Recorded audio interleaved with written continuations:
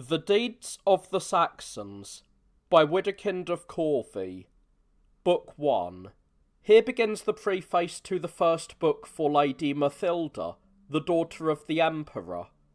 To Lady Mathilda, in her blossoming maidenhood, illustrious for her imperial majesty and her singular wisdom, I, Widukind of Corvey, the least of the servants of Stephen and Vitus, martyrs of Christ, completely at your service, offer true greetings in the name of our Saviour.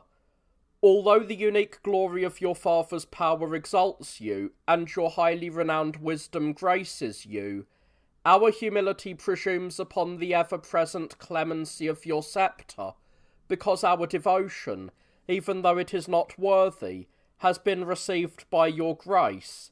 For in reading the deeds of your exceptionally powerful father and most glorious grandfather, which have been committed to memory by our labour, you have what is necessary to transform the best and most glorious into something even better and even more glorious. We confess that we were not able to include all of their deeds. Rather, we have written summarily and selectively so that the language will be clear and not seem pedantic to the readers.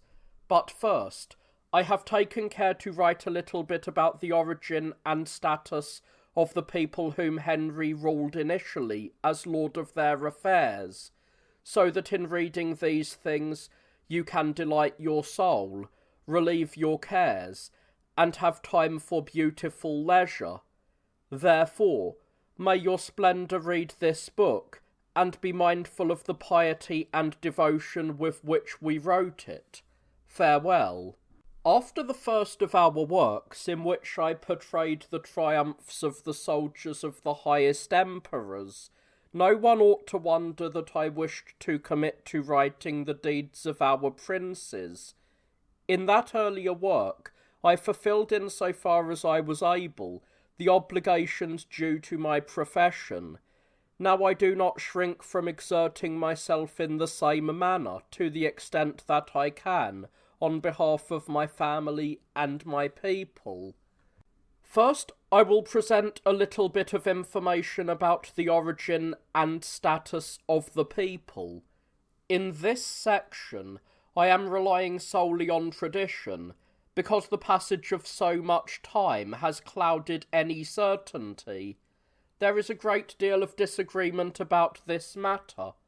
Some think that the Saxons had their origins among the Danes and Northmen. Others believe, as I heard someone saying when I was a youth, that the Saxons descended from the Greeks. They say that the Saxons were survivors of the Macedonian army that followed Alexander the Great, and was dispersed all over the world following his premature death. There is no doubt that this is an old and noble people.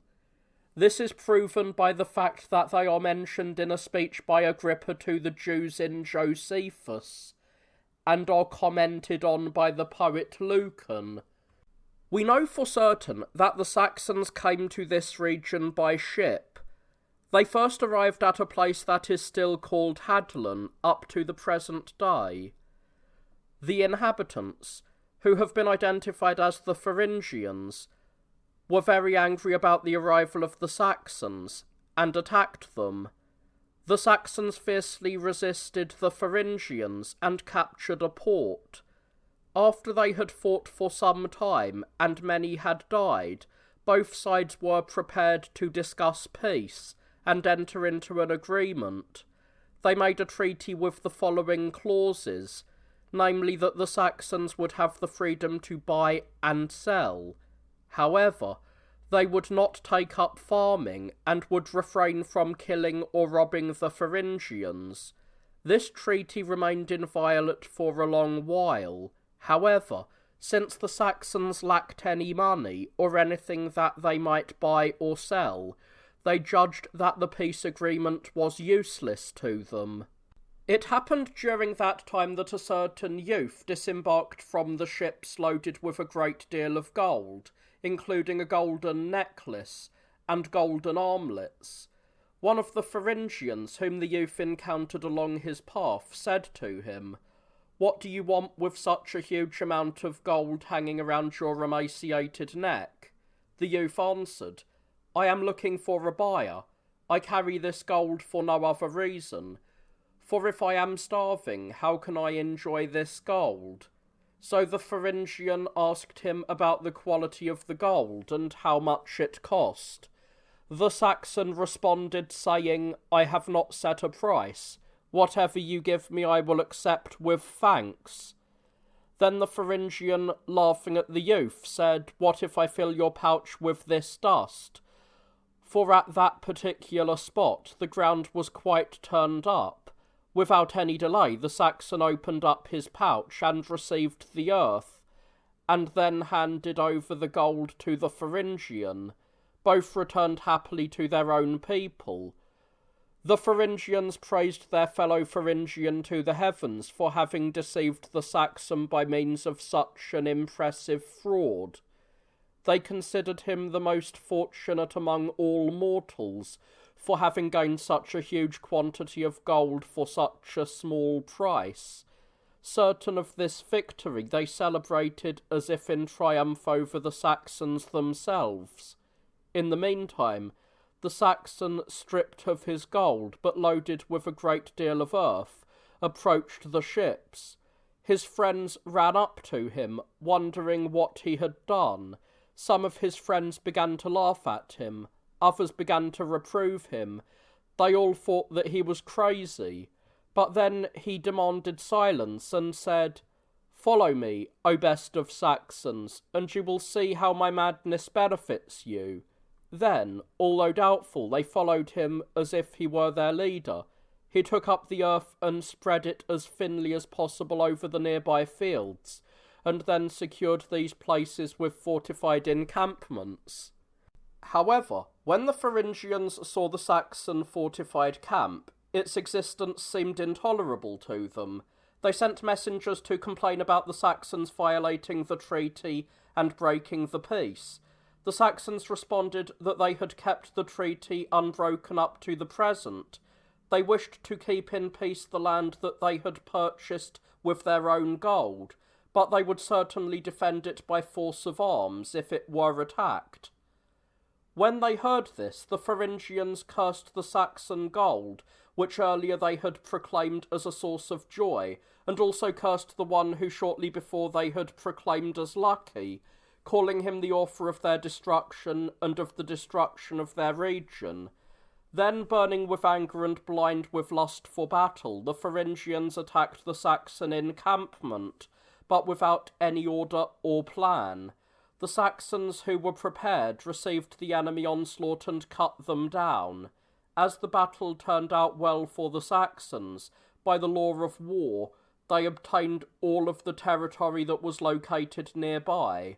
For a long time there was conflict between the two peoples. Eventually, the Thuringians came to believe that the Saxons were stronger than they, and sent messengers to ask that both sides meet unarmed at a specified place and time, so that they could again discuss peace. The Saxons responded that they would agree to this request. In those days, however, the Saxons used very large knives, which the Angles still use today, keeping the custom of the ancient people. Equipped with these knives, the Saxons departed under arms from their camp, and met the Thuringians at the specified place. When the Saxons saw that the enemy was unarmed, and that all of the leaders of the Thuringians were there, they decided that the time had come to gain the entire region.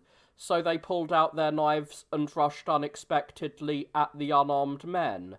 The Saxons killed all of them, so that not even one survived, and from this point they used their dominant position to terrorize the neighbouring peoples.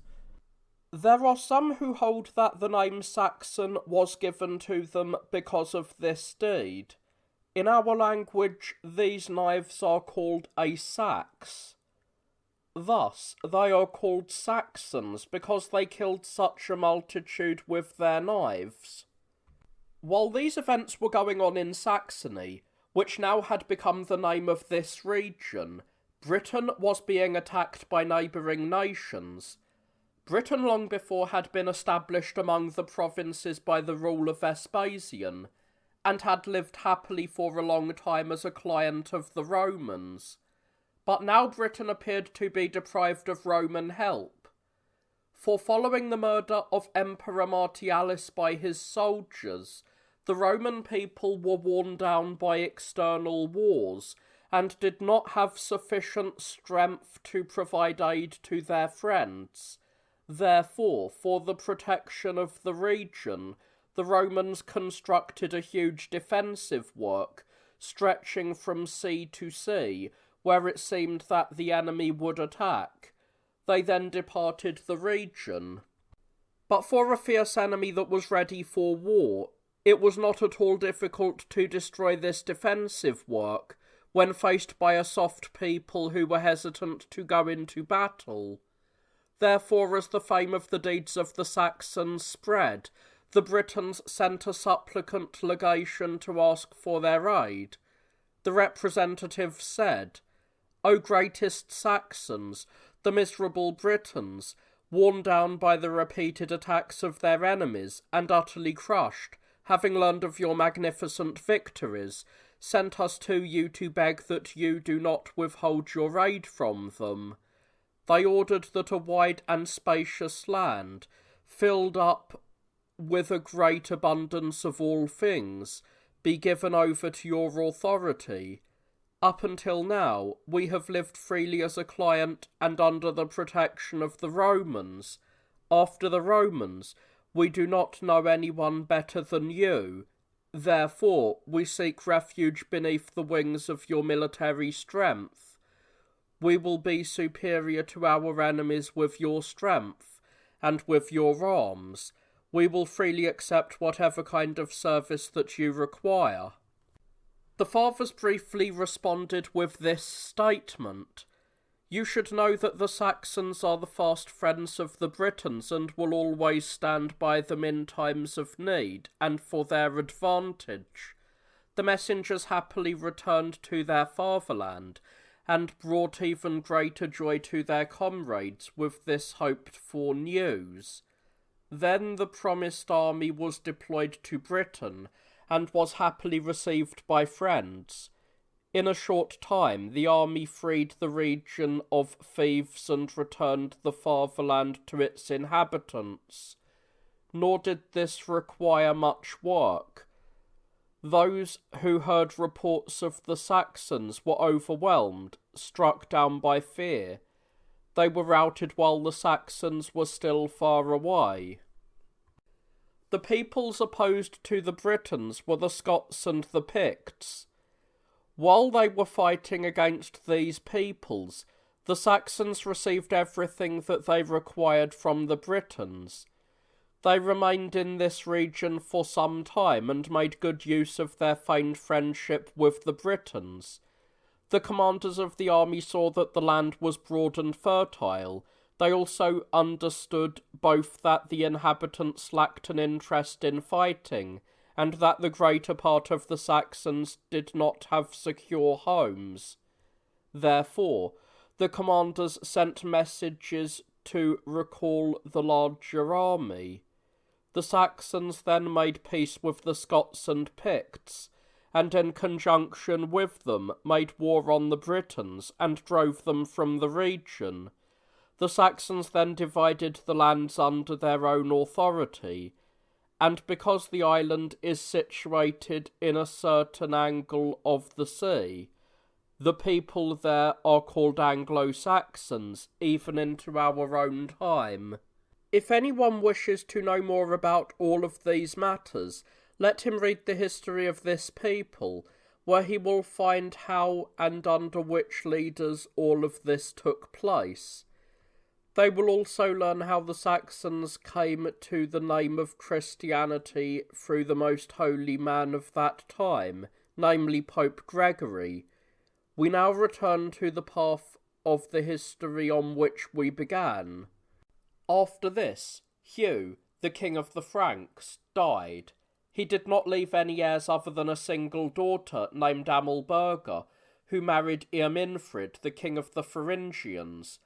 The Frankish people had been treated humanely and mildly by their lord, so in order to repay him with a demonstration of their esteem, they anointed as their king a son named Theodric, whom Hugh had with a concubine. When Theodric had been designated as king, he took care to send a legation to Irminfrid to discuss peace and friendship. The legate said, "The greatest and most powerful of mortals, my lord Theodric, sent me to you, expressing the hope that you are healthy and will flourish for a long time in your large and great empire. Theodric says that he does not wish to be your lord, but rather your friend, nor your emperor, but rather your kinsman. He wishes to keep inviolate his obligations of kinship to you, to the end. He asks only that you not create discord where there is now concord among the Frankish people, since they now follow him as the one whom they established as king for themselves." As was appropriate for his royal dignity, Irminfrid responded politely to the legate that he was pleased with the decisions of the Frankish people, and had no desire to create dissension out of their agreement. Rather, he desired peace above all. However, with regard to the business of the kingdom, Irminfrid wished to defer his answer until he was in the presence of his friends. Then, treating the legate honourably, Irminfrid had him remain for some time. However, when the queen heard that the legation from her brother had come and had spoken with the king about business of the kingdom, she advised Earring that together they ought to persuade her husband that the kingdom should come to her by hereditary right, since she was the daughter of a king and daughter of a queen. Theodric should be Irminfrid's slave, having been born to a concubine. It would be indecent for Irminfrid ever to give his hand to his own slave. Earring himself was a bold man, physically strong, possessing a sharp intellect, offering keen counsel, tenacious in carrying out his duties, and with the capacity to persuade others of what he wished. It was with these qualities that Earring had won over Irminfrid's heart. After summoning his magnates and close friends, Irminfrid set out in their presence the words of the legate. They all agreed that Irminfrid should make the decision for peace and concord, because he could not withstand an attack by the Franks, especially when he was being pressed from the other side by the arms of an even more bitter enemy. But hearing, satisfying the desire of the wanton woman, persuaded Irminfrid that he ought not give in to the Franks. He had a more than just claim to the royal succession. Moreover, the size of his empire, his military forces, arms, and other wartime necessities were equal to those of Theodric. In accord with these sentiments, Irminfrid responded to the legate that he did not deny his friendship and kinship with Theodric, but that he could not help marvelling that he was able to claim power before he gained his freedom. Born a slave, how did Theodric seek to claim lordship over him? Theodric could not give his hand to his own slave. The legate was very upset about this and said, "I would prefer to hand over my head to you rather than hear words of this kind from you, knowing how much Frankish and Thuringian blood will be shed." After he said this, the legate returned to Theodric and did not hide what he had heard. Theodric replied, hiding his rage under a serene visage, "It is fitting for us to hurry to serve Irminfrid, so that having been deprived of our liberty we might at least keep our useless life." As Theodric approached the frontier of the Thuringians with a large army, he found his brother-in-law with an equally powerful force, waiting for him at a place called Ranibergen. The battle hung in the balance for a full day, and then a second. On the third day, Irminfrid was defeated and fled from Theodric. Irminfrid retreated with his remaining forces to a fortress called Scheidungen, which was located on a river called the Unstrut.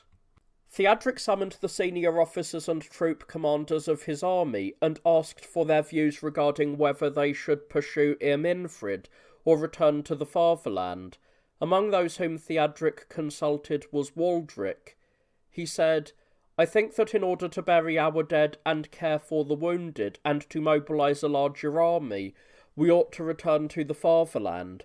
For having lost so many thousands of your men, I do not think that we have sufficient forces remaining at present to pursue this fight.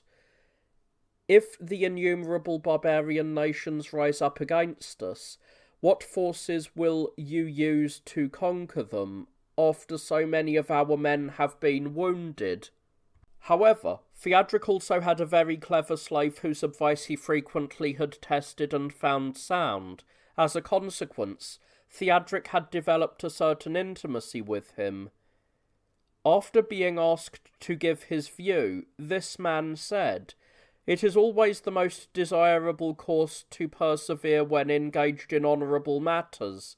This is the path that our ancestors followed, rarely or never giving up on a task once they had begun.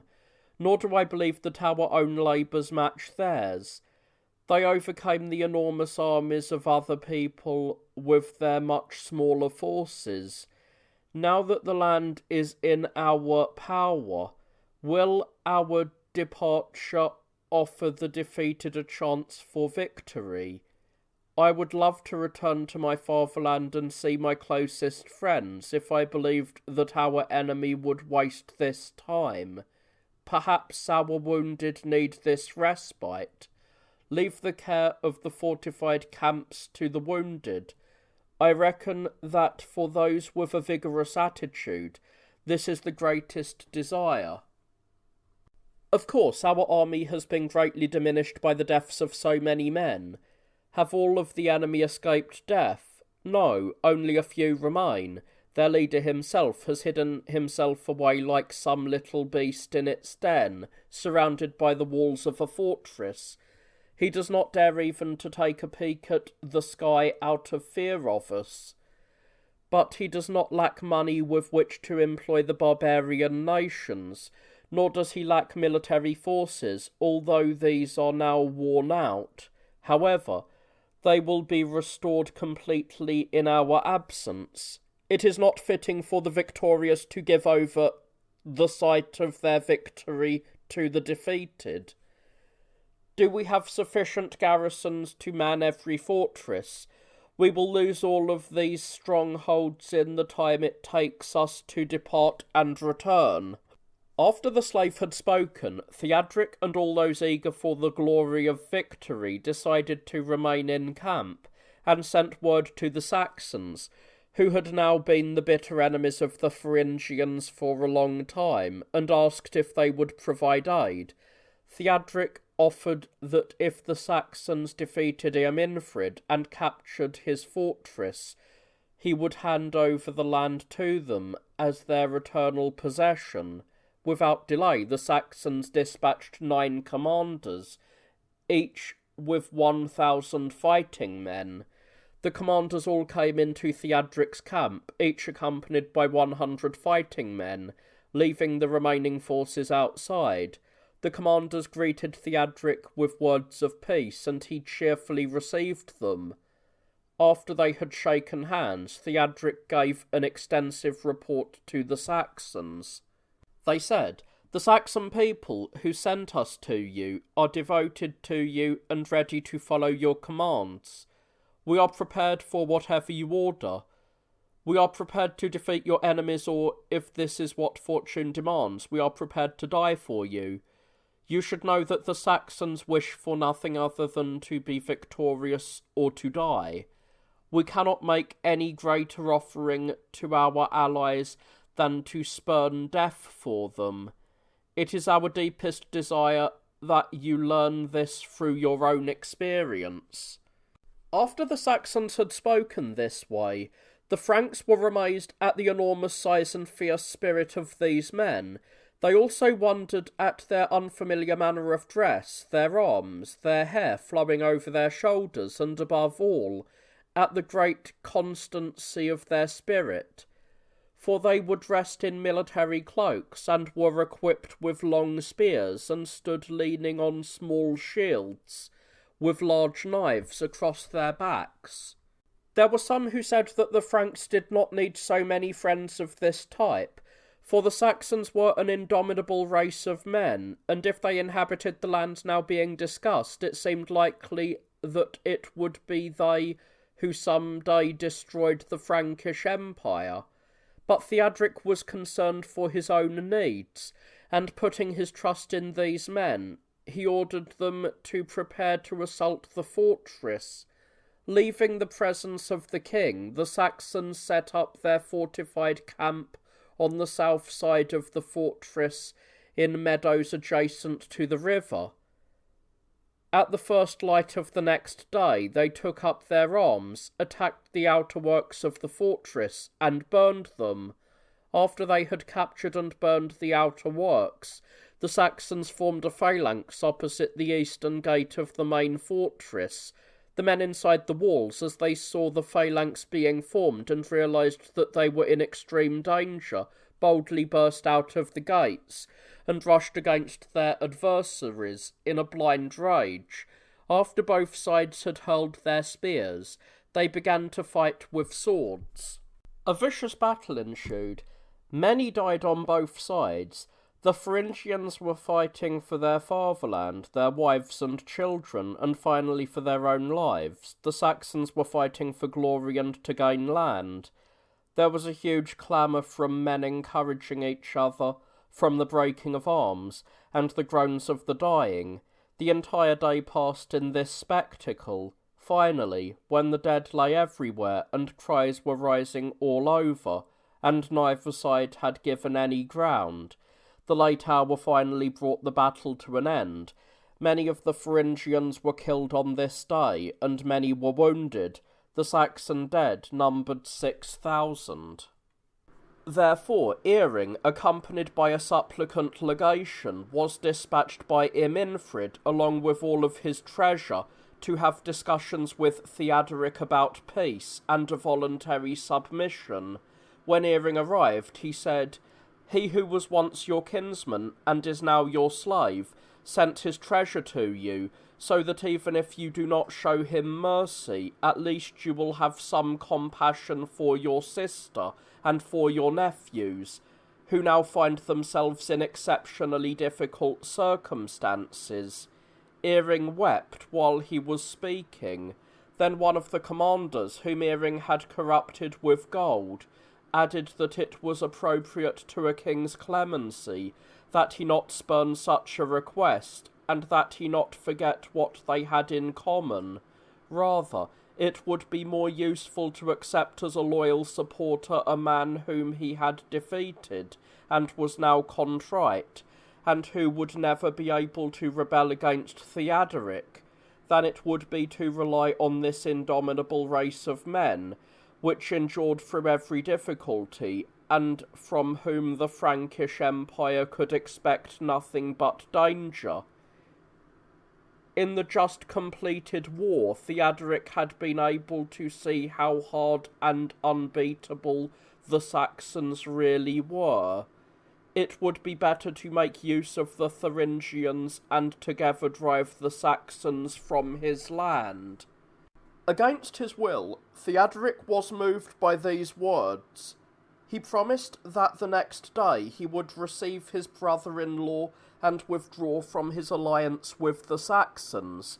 When Earing heard this, he threw himself at the feet of the king and praised this demonstration of imperial mercy, and having sent the desired message to his lord, Earing made him happy, and the entire fortress more secure. However, Earing remained in the camp in order to keep anything adverse from happening that night. In the meantime, since the fortress had been made more secure by the promise of peace, a man left the stronghold with his hawk looking for prey along the banks of the aforementioned river. After he had sent his bird aloft, one of the Saxons caught it on the opposite shore. When asked to return it, the Saxon refused. Then the first man said, "If you give it to me, I will share a secret that will be useful to you and your companions." The Saxon responded, "Tell me, and you will have what you seek." Then the first man said, "The kings have made a peace agreement, and if you are found in camp tomorrow, you certainly will be captured or killed." Then the Saxon asked, "Are you serious, or playing some sort of game?" The first man answered, "The second hour tomorrow will prove that you must act, and that I do not jest. Take counsel with your people, and seek safety in flight." The Saxon immediately let go the hawk and told his comrades what he had heard. They were very upset about this, and unsure what they should do. At that time there was an older man amongst the veteran soldiers in camp who, despite his age, was still vigorous. By virtue of his achievements, this man, named Hathagath, was called Father of the Fathers. He grabbed up a banner, which they held sacred, bearing an image of a lion and a dragon, above whom was flying an eagle. It was intended to show the intensity of their bravery, prudence, and other virtues. Making clear his resolve through his upright posture, Hathagath declared, "Up until now I have lived among the best Saxons, and age has brought me to this, the penultimate stage of life. I have never seen my Saxons flee. How can I now be forced to do what I never learned? I know how to fight, but I do not know how to flee, nor do I wish to. If the fates do not permit me to live longer, at least they grant what is sweetest to me, namely to die with my friends. The examples of the strength of our fathers are to be found in the bodies of our friends that lie around us. They preferred to die rather than to be conquered. It is better to set free your indefatigable spirits than to give way before your enemies. But what need do I have to belabour you with exhortations to spurn death? Behold, we shall go forth carefree to a slaughter, not to a battle. Because of the promised peace and our heavy losses, our adversaries suspect nothing. Worn out as they are by today's battle, they are not afraid, and have not posted the customary watches and guards. We will attack them by surprise, while they are buried in sleep. The task is quite small. Follow me as your leader, and I will offer up my hoary head to you if things do not turn out as I say." Aroused by his excellent speech, the Saxons spent the remainder of the day eating and resting.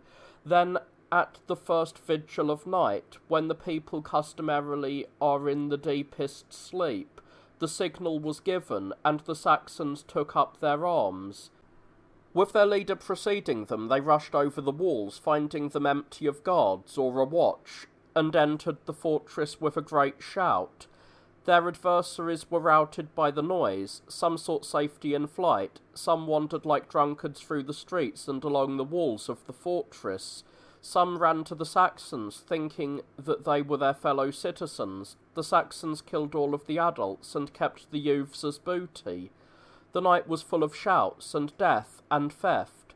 No place in the entire fortress was quiet until the reddish dawn broke and declared a bloodless victory. Finally, with the capture of the king, namely Irminfrid, the victory was complete. However, when he was sent for, it was found that Irminfrid, along with his wife, sons, and a small entourage, had escaped. When morning came, the Saxons placed an eagle before the eastern gate and constructed an altar of victory following the error of their fathers.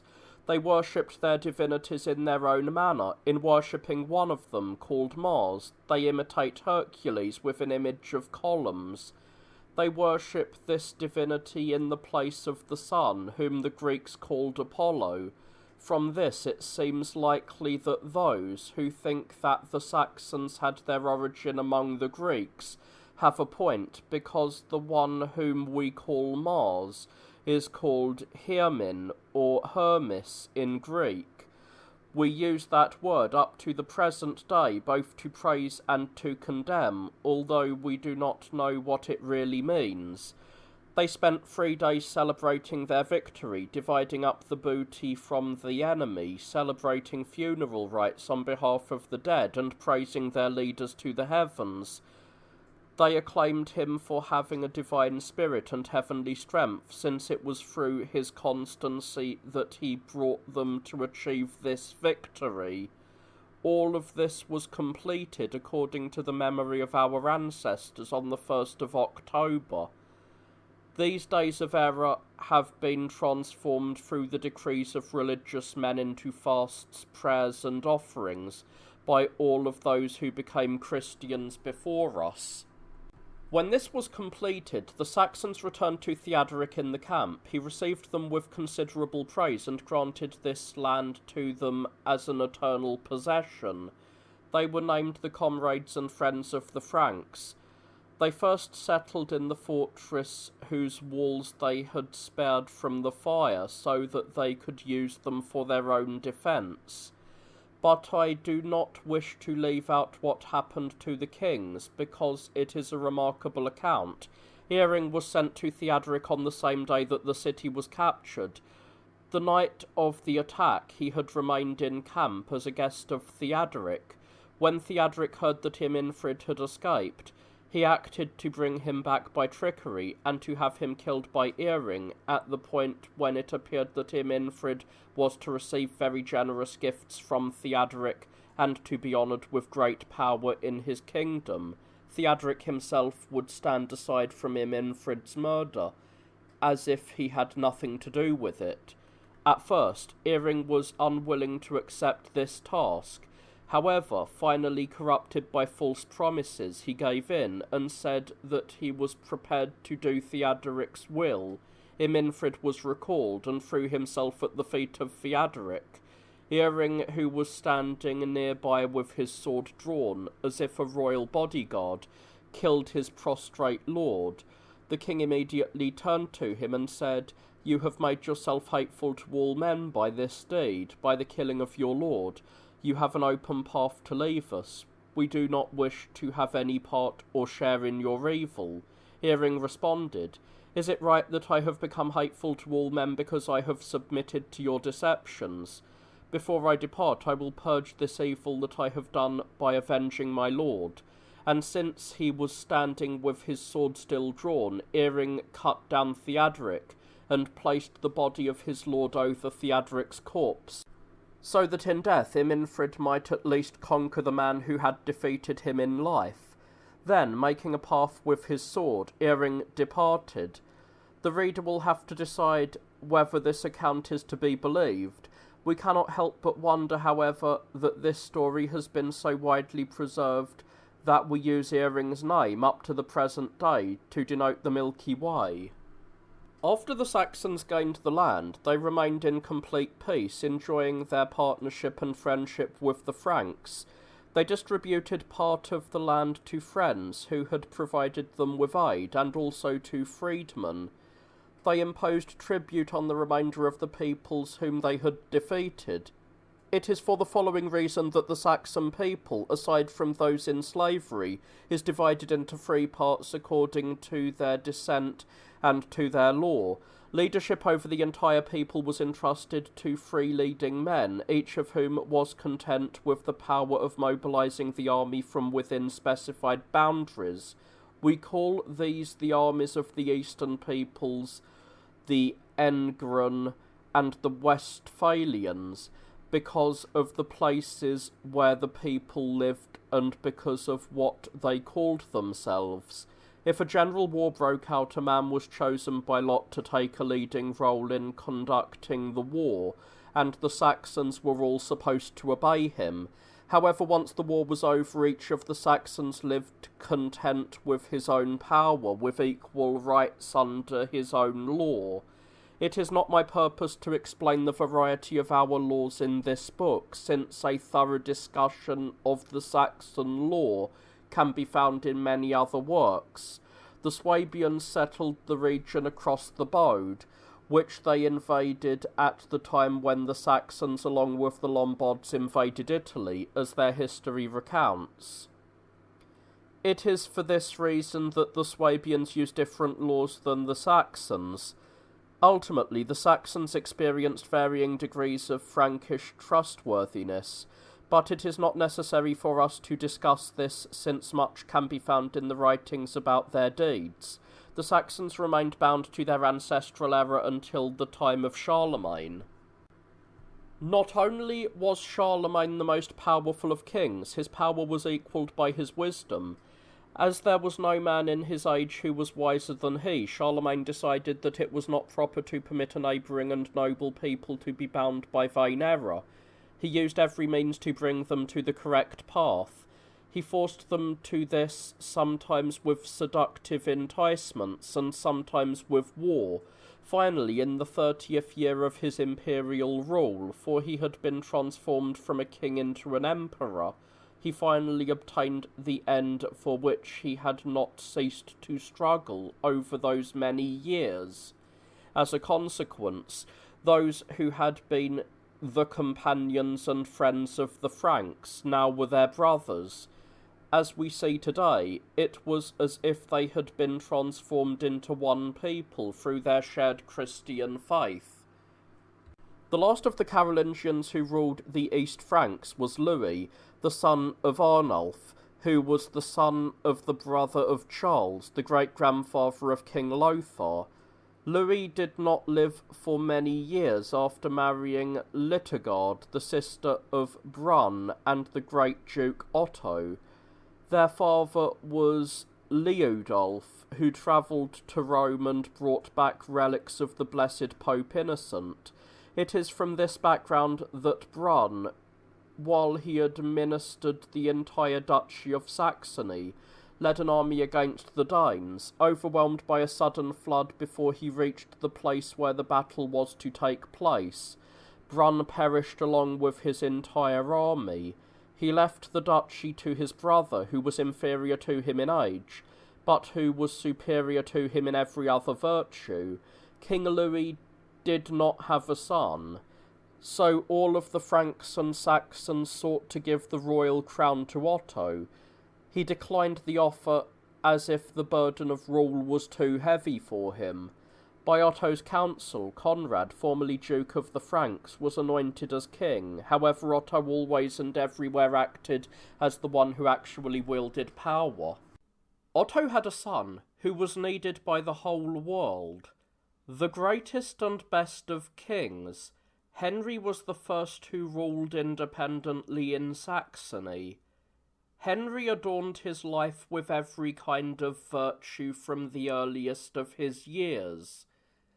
From day to day he grew stronger through his exceptional prudence and the glory of all of his accomplishments. From his youth, Henry devoted every bit of his strength to bringing glory to his people and to strengthening peace.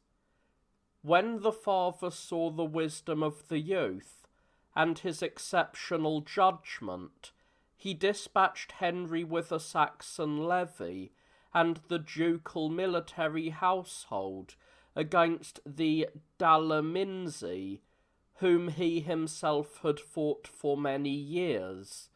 The Dalaminzi were not able to withstand Henry's attack, and summoned against him the Avars, whom we now call the Hungarians, a people that is exceptionally brutal in war. The Avars, as some people believe, are the remainder of the Huns. The Huns derive from the Goths. However, the Goths, as Jordanes tells us, came from an island called Sulza. they are called Goths because their leader's name was Gotha. Some women with the army were brought before Gotha and accused of working with poisons. They were investigated and found guilty. However, since there were a large number of them, Gotha held back the punishment they deserved and instead banished them from the army. The exiled women sought out a nearby forest. Since it was bounded by the sea and by the Motian swamps, there did not appear any way for them to leave. Some of the women were pregnant when they arrived, and some of them had their babies.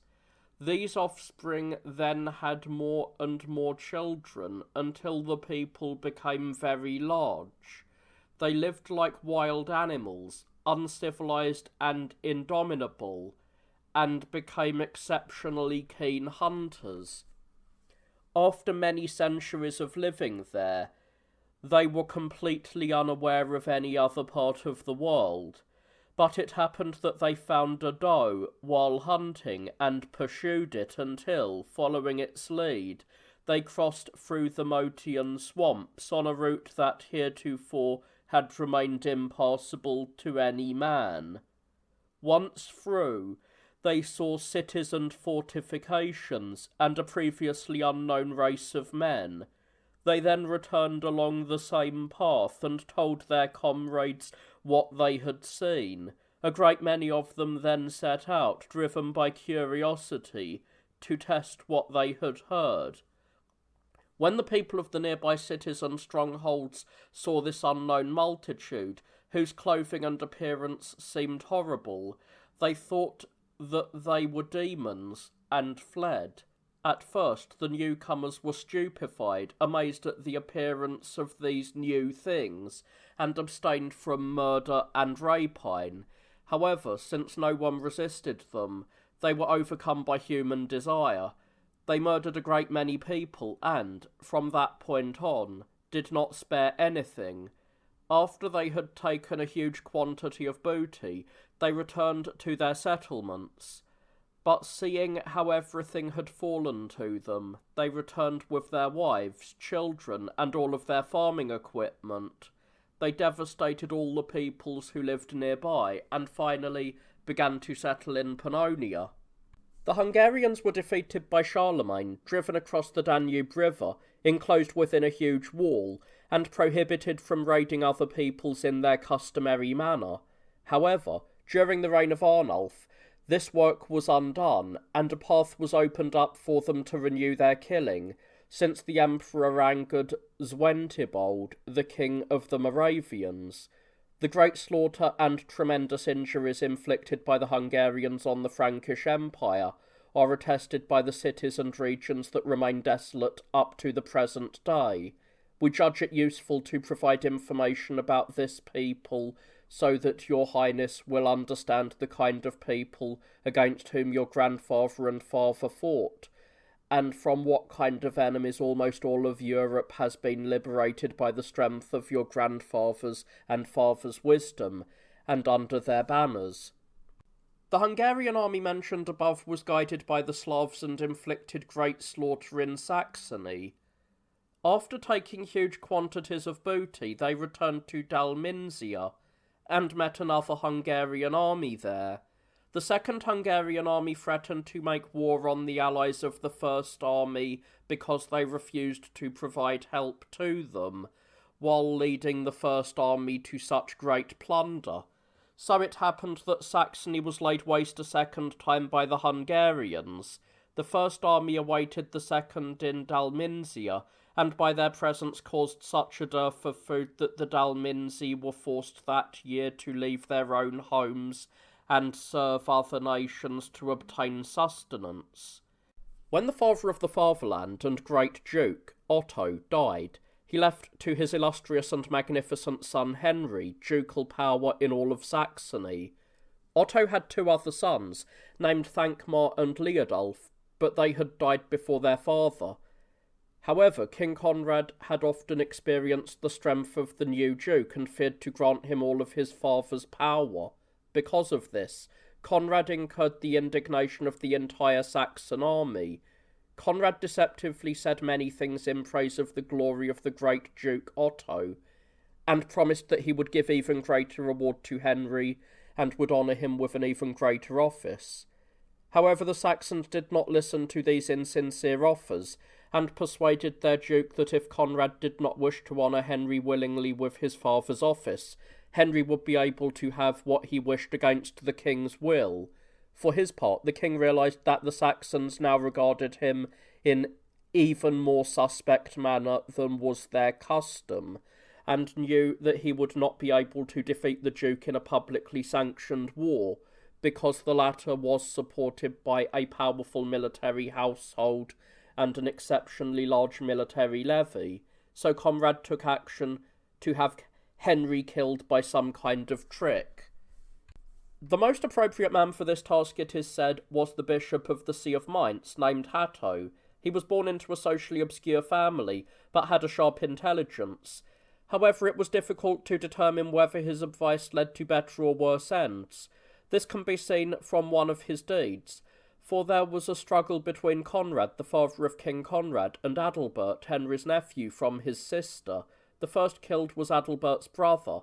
Then Conrad was killed by Adalbert in revenge for the death of his brother. None of the kings were able to calm this enormous struggle between such powerful men. Therefore the highest priest was sent to resolve this very great discord. He entered Adalbert's fortress and promised under oath that he would make peace between Adalbert and the king, and then bring Adalbert safely back to his own property. Adalbert accepted this agreement and asked that Hatto deign to have something to eat as a demonstration of his grace and friendship, but Hatto refused and immediately departed the stronghold. After he had passed through the outer fortress with his entire entourage, Hatto is reported to have shouted, "Alas, one often desires what one has already refused when offered. I am wearied by the length of this journey and the lateness of the hour. We cannot spend the whole day travelling while fasting." Adalbert happily bowed to the archbishop's knees and asked him to return to the fortress to have something to eat. The bishop returned with Adalbert and considered himself freed from the bond of his oath, since he had brought him back safely to his own property.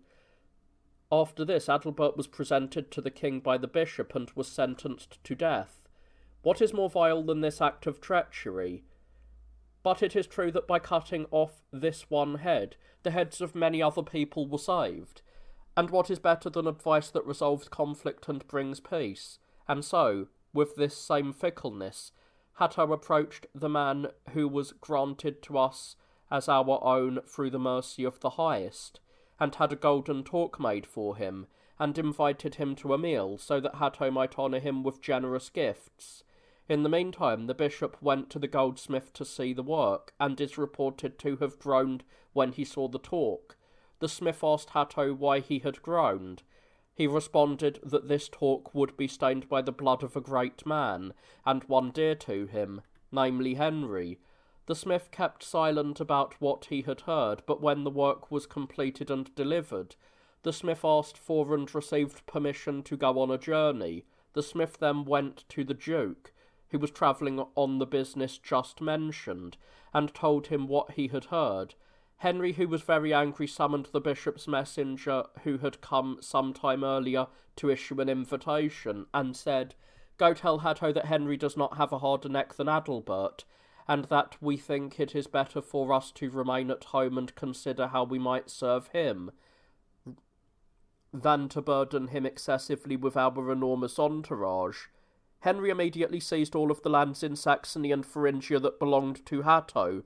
Henry then overwhelmed with frequent attacks Burchard and Bardo, one of whom was the brother-in-law of the king. Henry subsequently divided up their lands and possessions among his own soldiers. Hatto, when he saw that his clever plans had come to nothing, died a few days later, overcome by sadness and illness. There are those who say that Hatto was struck by lightning from the sky, and weakened by this blow, died 3 days later. The king then sent his brother with an army into Saxony to devastate the duchy. As he approached their fortress of Erisberg, Eberhard is reported to have spoken quite arrogantly, because he had no greater worry than that the Saxons would not dare to show themselves outside their walls, and consequently deprive him of the chance to fight them. No sooner had he spoken than, behold, the Saxons attacked him a mile from the fortress. After the battle had begun, so many Franks were killed that the bards asked, where was there a hell big enough to hold such a great number of dead? Thus the king's brother Eberhard was freed from the fear that the Saxons would not show themselves, for he saw them standing before him. Shamefully driven off by the Saxons, Eberhard then fled. When the king learned of his brother's defeat, he mobilised the entire military strength of the Franks and set forth to seek Henry. Then when Conrad discovered that Henry was defending the fortress called Groan, the king attempted to besiege him there. Conrad dispatched a messenger to discuss Henry's voluntary surrender. Conrad promised that he would be Henry's friend and would not treat him as though he were an enemy. Then Theitmar, coming from the east, met this messenger. Theitmar was a man singularly experienced in the study of war, having a wide variety of talents and offering very good counsel. Moreover, he surpassed most men with his inborn shrewdness. Theitmar approached the king's messengers and asked where his army ought to set up camp. Henry, who had been persuaded to surrender to the Franks, now took heart, hearing about the army, because he believed that it was there, but Theitmar was spinning a tall tale. He had come with just 5 men, but when the Duke asked how many legions he had brought with him, Theitmar responded that he could marshal almost 30 legions. The messengers, who had been fooled by this display, returned to the king. In this manner, Theitmar conquered with his wit those whom Duke Henry himself could not conquer by arms.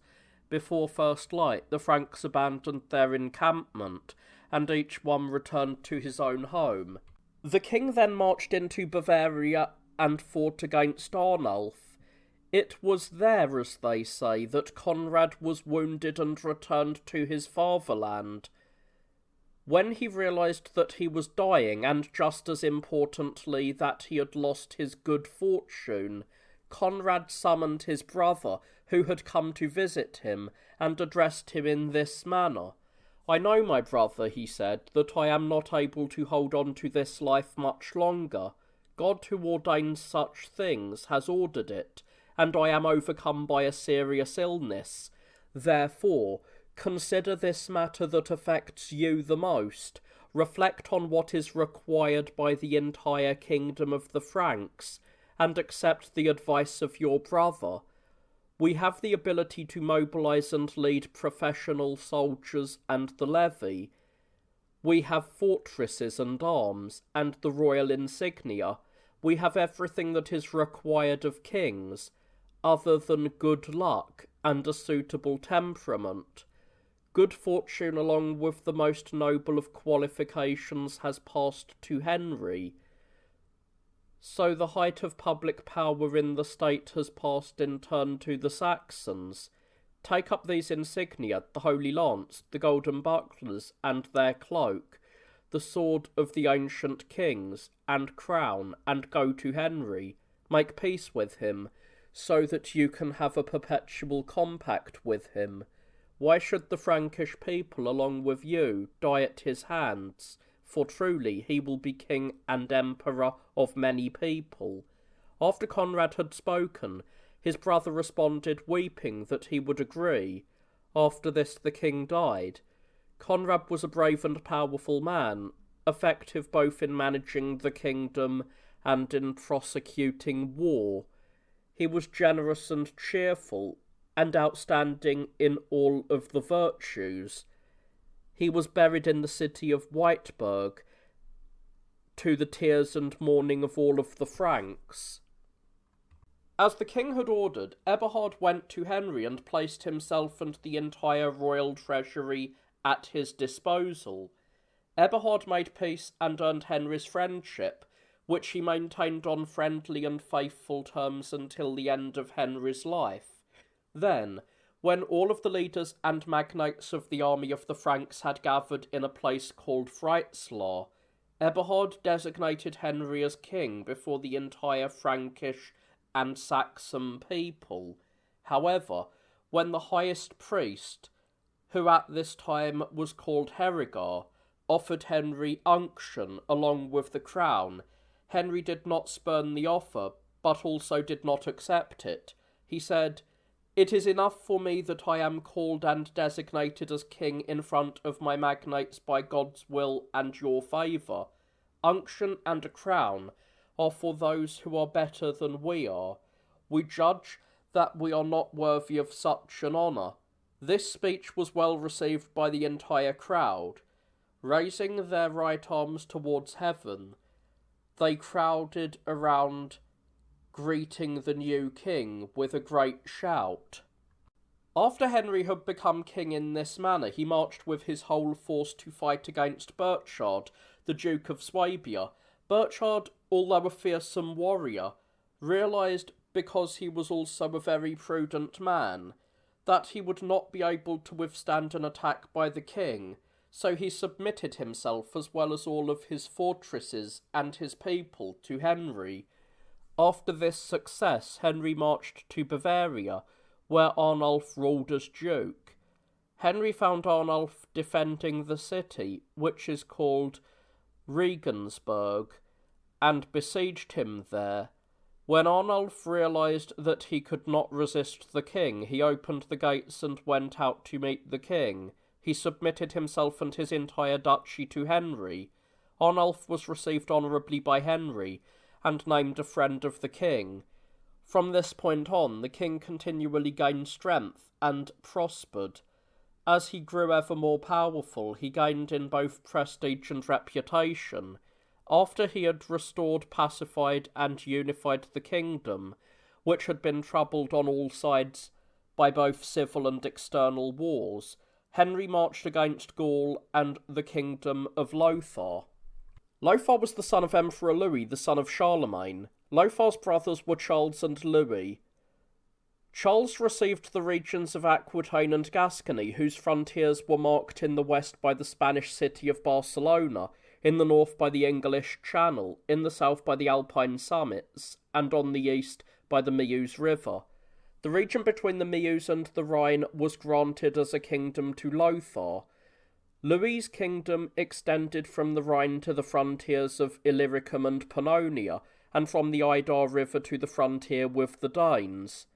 These brothers fought a famous battle at Fontenoy before this division of the kingdom took place. However, once the division took place, it remained inviolable until all of these kingdoms came by right of inheritance to Charles III, the great-grandfather of Lothar, as we mentioned above. One of the East Franks, a man named Odo, who was brave and wise, came to Charles and offered a plan to defeat the Danes, who had disturbed Charles's kingdom for many years. And so it happened that on one day, as many as 100,000 of the Danes were killed. Because of this success, Odo gained renown and distinction, and was considered second only to the king, not least because Odo was content to have just a single servant in his entourage when he visited Charles. However, as Charles was dying, he ordered Odo to be mindful of the favour that he had shown him, and to have pity on Charles's son, if one should be born to him, for Charles did not yet have a son at this time, but the queen was pregnant. When a son was born after the death of the father, Odo named him king, and gave him his father's name, but Emperor Arnulf, who had expelled the elder Charles from Germany, gained control over the entire kingdom following the latter's death. Odo obtained the crown, sceptre, and other royal regalia from Arnulf. and received the power of command by the grace of his lord, Emperor Arnulf. It is for this reason that even up to the present there is conflict between the Carolingians and Odo's descendants, and also conflict between the Carolingian kings and the East Franks regarding the kingdom of Lothar. It was for this reason that King Henry marched against Charles and frequently defeated his army, as fortune aided this brave man. For Hugh, whose father Robert, the son of Odo, had been killed by Charles's army, sent a message to Charles, captured him by trickery, and kept him in official custody until the end of his life. When King Henry learned of Charles's fate, he was saddened and marvelled at the variability of fate, that is the common lot of man, because Charles was no less distinguished by his piety than by his strength in arms. Henry decided that it would be preferable to avoid combat and hoped instead to overcome the Lotharingians through diplomacy, for they were a mercurial people, much given to intrigue, prompt to go to war, and inclined towards novelty. At that time there was a man among the Lotharingians named Christian, who, seeing that the king always succeeded, sought some way to gain the king's grace. So, pretending that he was ill, Christian summoned Giselbert, who had become ruler of the region as the successor to his father, captured him by trickery, and sent him under guard to King Henry. As this Giselbert was born into a noble lineage and an ancient family, the king happily received him, and judged that through Giselbert he had gained the entire duchy of Lotharingia. But then, seeing that the youth was very industrious, and was distinguished by his lineage, power, and wealth, Henry began to treat him well. Finally, Henry betrothed his daughter Gerberga to Giselbert, and thus joining Giselbert to himself through marriage, as well as through friendship, Henry assigned all of Lotharingia to him.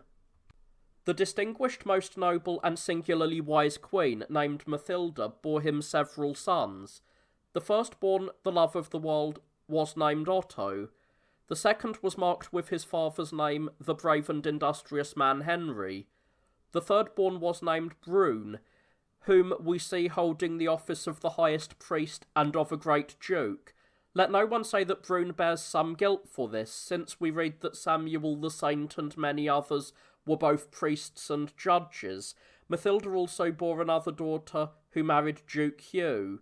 The Lady Queen was the daughter of Theodoric, whose brothers were Widelkind, Imid, and Reginburn. Reginburn was the one who fought against those Danes who had been devastating Saxony for a long time and defeated them, freeing his fatherland from their attacks up to the present day. These brothers were descended from the great leader Widelkind, who waged war against Charlemagne for almost 30 years. When the civil wars finally ended, the Hungarians again raided all of Saxony, burning cities and strongholds, and carrying out such a great slaughter everywhere that they threatened to destroy the entire region. The king was defending a fortress called Verla, because he did not yet trust his still untrained military forces, who were unaccustomed to open battle, to engage such a savage enemy. The Hungarians carried on such a slaughter during those days, and burned so many monasteries, that we judge it better to remain silent rather than to repeat our calamities. However, it happened that one of the leaders of the Hungarians was captured and carried bound to the king.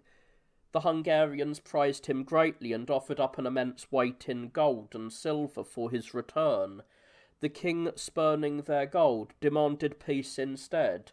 When he finally had this, Henry returned the captive with other gifts, and peace was then established for the next 9 years. When the king crossed the Rhine to spread his rule over the Lotharingians, a messenger came to him from Charles, and after greeting him with humble words, said, "My Lord Charles, once possessing royal power and now deprived of it, sent me to tell you that nothing would be sweeter to him or bring him more joy, now that he is surrounded by enemies, than to hear something about the glory of your magnificent success, and to be consoled by reports of your strength. And he sent this to you as a symbol of his faith and sincerity. The messenger then withdrew from his pouch the hand of the precious martyr Dionysius, contained in gold and gems. He then said, "Take this token of our perpetual compact and mutual love." He wished to share with you this part of the sole solace of those Franks who inhabit Gaul, now that the distinguished martyr Vitus has deserted us to our loss, and has gone to Saxony for your perpetual peace. For since his body was taken from us, we have experienced ceaseless civil and external wars. Indeed, in the same year, both the Danes and the Northmen invaded our region. The king, receiving the divine gift with every possible thanks, prostrated himself before the holy relics, and kissing them, venerated them with the greatest reverence. The famous martyr, about whom Charles's messenger spoke, was born to a noble but pagan family in the province of Lycia. His father brought him before Valerian, the governor of the province, who forced him to make an offering before the images of their gods. In the meantime, however, the governor lost the use of his hand, which was then restored to health through Vitus's prayers. The arms of the executioners also grew withered, but they were restored by the merits of this martyr. When the father saw that Vitus laughed at torture, he brought him home and locked him in a small room filled with every type of delicacy. It was here that Hylas, this was the name of the father, went blind when he saw some secret rites. Thus overcome, the father renounced idols and acknowledged Christ. However, once he had regained his sight through his son Vitus's merits, Hylas denied Christ and sought to kill his son. Warned and led by an angel, Modestus, his now aged teacher, gathered up the boy, sailed across the sea, and arrived at the Seal River. There they rested under a tree, busying themselves with prayers as an eagle brought them their daily nourishment.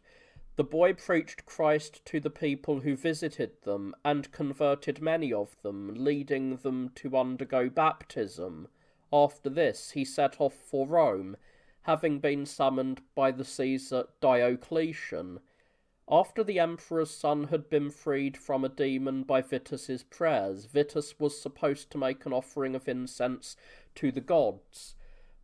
Because Vitus responded harshly to the emperor, he was thrown to the beasts, but was not harmed by them. Vitus was then thrown into a burning furnace, but he left unharmed, as an angel calmed the flames. He was then cast into prison, bound with enormous iron chains, but he was visited there by the Lord and by a crowd of angels.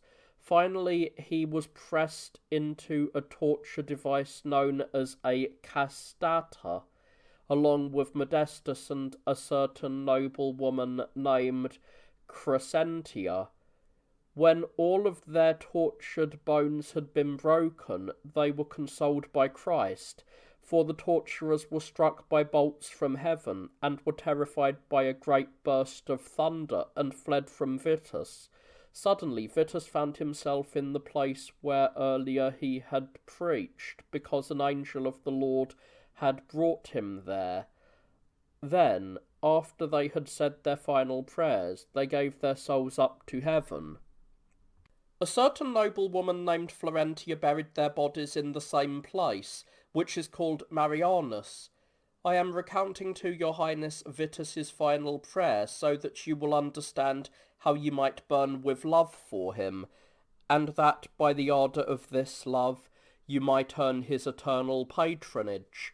Lord Jesus Christ, he said, living Son of God, perfect the desire of their hearts, and free them from every impediment of this age, and lead them to your glory. Do this for all those who glorify you for my sake, and who wish to gain glory from the passion of my martyrdom. After he spoke, there came a divine promise that everything he requested would be granted. After a long time had passed, a certain man named Fulrad came to Rome. After reading the deeds of this precious martyr, Fulrad found the location of his tomb. Going there, Fulrad took the sacred relics and bore them to the district of Paris. During the reign of Emperor Louis, the relics were transferred to Saxony. As Charles's messengers admitted, because of this act, the power of the Franks began to diminish, and the power of the Saxons began to grow and increase, until the Saxons undertook their present very great burden. For as we see in the case of your father, the love and head of the world, Germany, Italy, and Gaul, indeed almost all of Europe, are not sufficient to bear the majesty of his power. Therefore praise such a great patron, at whose appearance Saxony was brought from servitude to freedom, from tributary to the mistress of many peoples. Such a mighty friend of the highest God does not require our thanks, but we servants require his grace, in order that you might have him as your intercessor with the heavenly emperor. We wish to have you as an advocate with terrestrial kings, that is, your father and your brother. During the 9 years of peace that King Henry had with the Hungarians, he demonstrated such care in protecting the fatherland and in defeating the barbarian nations that it is beyond my capacity to describe his achievements, although they should not be passed over in silence. First, he selected every 9th man from among the Agriari Milites to live in fortifications. Each 9th man would build dwellings for the other 8, and would receive and store a third part of all of the grain. The other 8 would sow and reap grain, and would gather up a 9th, and would set this aside on their own properties. Henry desired that all law courts, assemblies, and festivals should be held in the fortifications. They were to train in these fortifications day and night, so that they would learn in times of peace what to do when they faced the enemy. Aside from these strongholds, there were very few fortifications, and even these had poor walls. After Henry had accustomed his subjects to this legal obligation and discipline, he immediately attacked the Slavs, who are called the Haveli. First, Henry wore them down with numerous battles. Then he established his encampments on the ice during the coldest part of the winter. Finally, through hunger, iron, and cold, he captured the fortress called Brandenburg. Then, having captured the entire region along with this fortress, Henry turned the banners against Dalmatia, where his father long before had placed him in command of an army.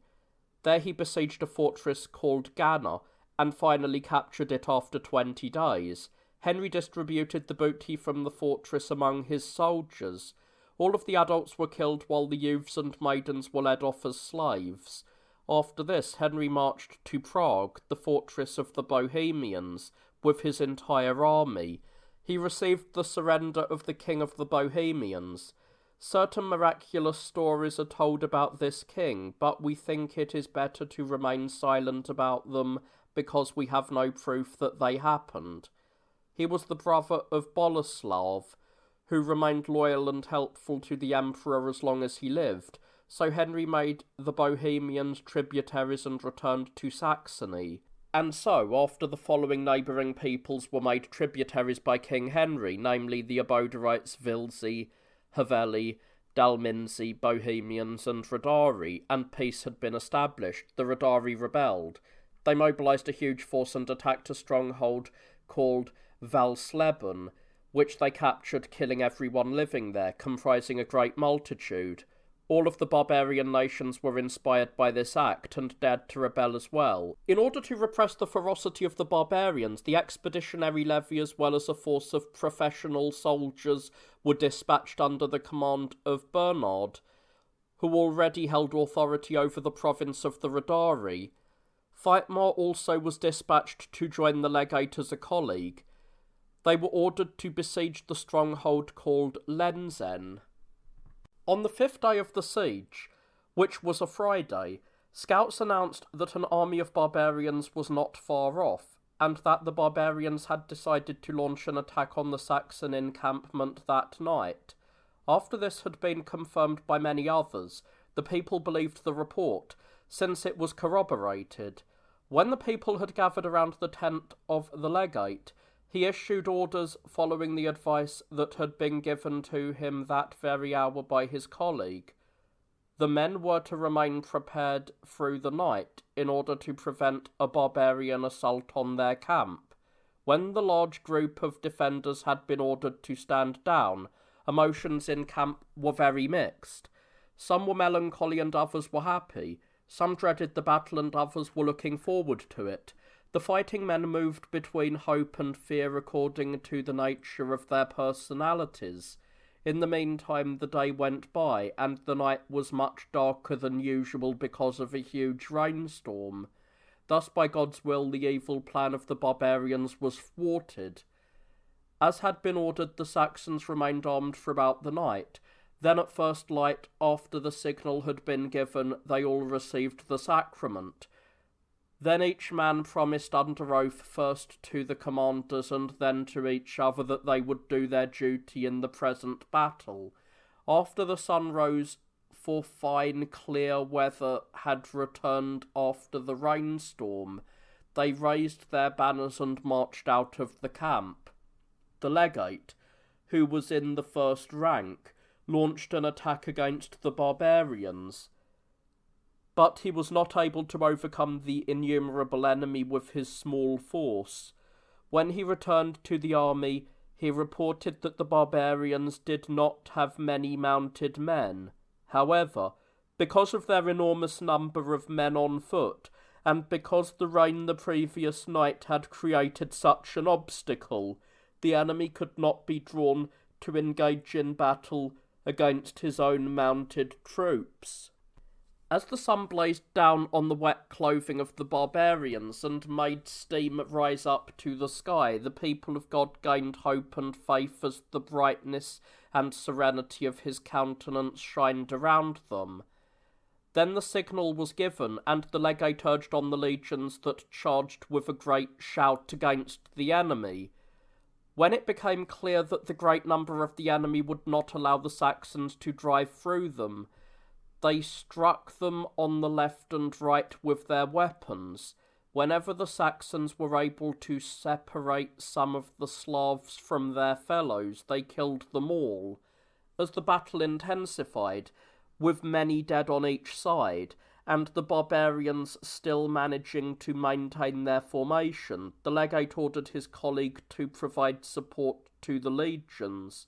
So Theatmar dispatched a commander with 50 heavy-armoured mounted troops against the enemy's flank and disrupted the entire formation. From this point on, the enemy faced only flight and death.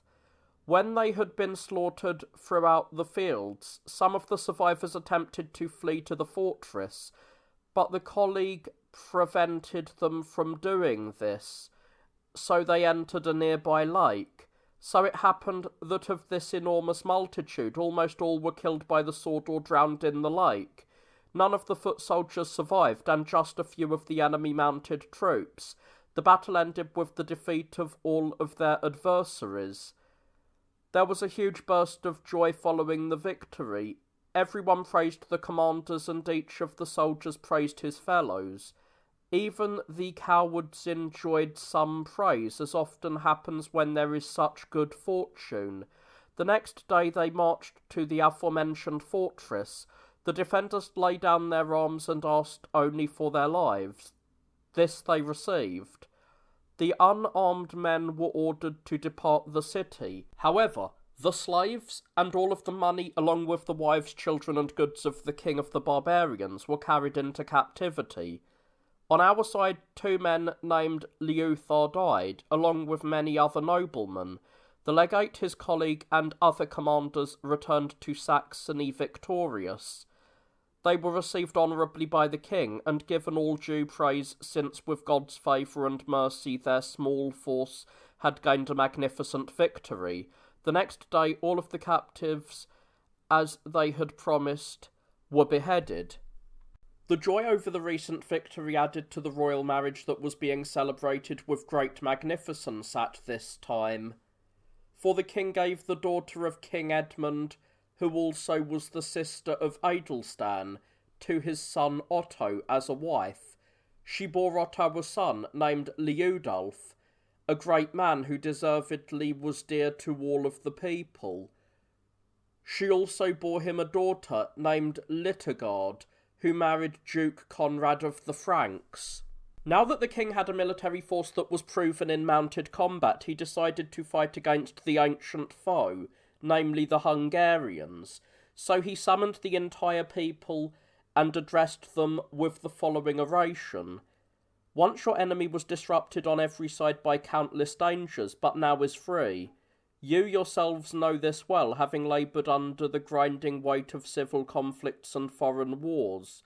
And now, through the grace of the highest divinity, by our own labour and by your strength, there is peace and unity. The barbarians have been defeated and subjugated in service to us. There is just one thing remaining for us to do. We must also join together against our common enemy, the Avars. I have plundered you, your sons and your daughters, to fill their treasuries, and now I am forced to plunder the churches and the servants of those churches, leaving us naked and with no money. Consider yourselves what should be done about this, and choose. Should I take the treasures that were consecrated to the divine office, and hand them over to purchase our redemption from the enemies of God?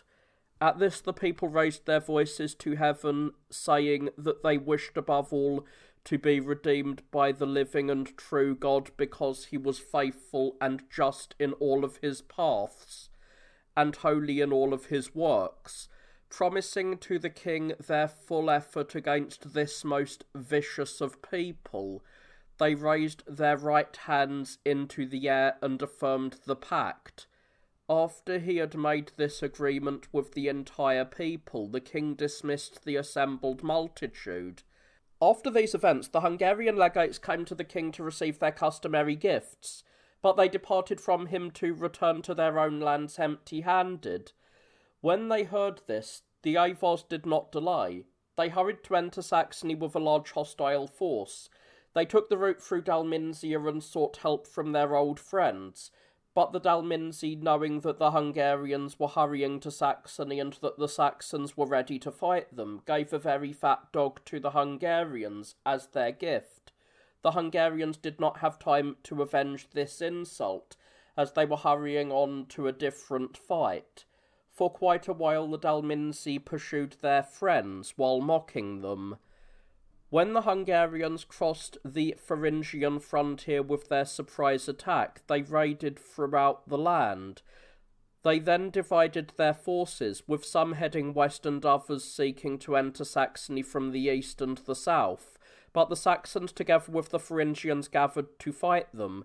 They killed the leaders of the Hungarians and scattered the survivors of this western army throughout the whole region. Some were overwhelmed by hunger, others were destroyed by the cold, and still others were killed or captured. As was fitting for such men, they died miserably. The army that had remained in the east learned that a sister of the king lived in a nearby stronghold, and had a great deal of gold and silver. She had married Widow the Thuringian because she had been born to a concubine, so they began to attack this fortress with such a large force that they would have captured it if the night had not impeded their vision. But that very night the Hungarians learned of the defeat of their comrades, and that the king was coming against them with a powerful army, for the king had established his camp near a place called Riadi. Overcome by fear, the Hungarians abandoned their camp and in their customary manner gathered together their scattered forces with fire and giant smoke signals. The next day the king brought up his army and exhorted the men to commit their hopes to divine mercy, and not to doubt that divine aid would be there for them as it had been in all of their other battles. The Hungarians were the common enemy of all of them, and they should focus their thoughts on protecting their fatherland and their families. They would soon see that the enemy would flee if they stood firmly in battle. The soldiers were emboldened by this rousing oration. Then the men in the first rank, then in the second, and then in the last, saw the emperor and an angel flying behind him, for the large banner was marked with the angel's name and image. They took great comfort and resolve from this. The king feared correctly, as it turned out, that once the enemy saw his heavily armed soldiers, they would immediately flee, so he deployed a unit of lightly armed Thuringians along with a small number of heavily armed soldiers, so that the enemy would pursue the former and thus be led to the main force of his army. This was done, but the Hungarians still fled when they caught sight of the heavily armed main force.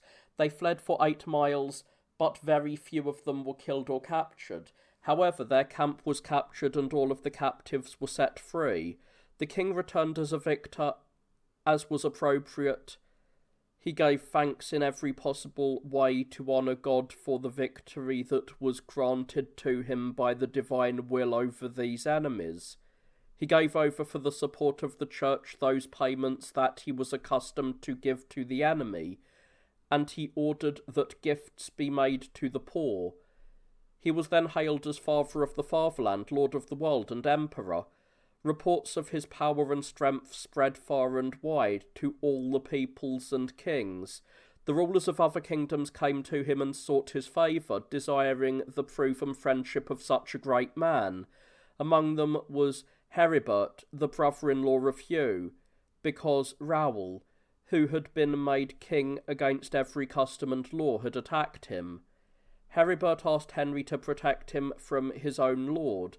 The king was a man who did not deny the requests of his friends, therefore the king set out for Gaul and spoke with the king. Then, having completed this business, Henry returned to Saxony.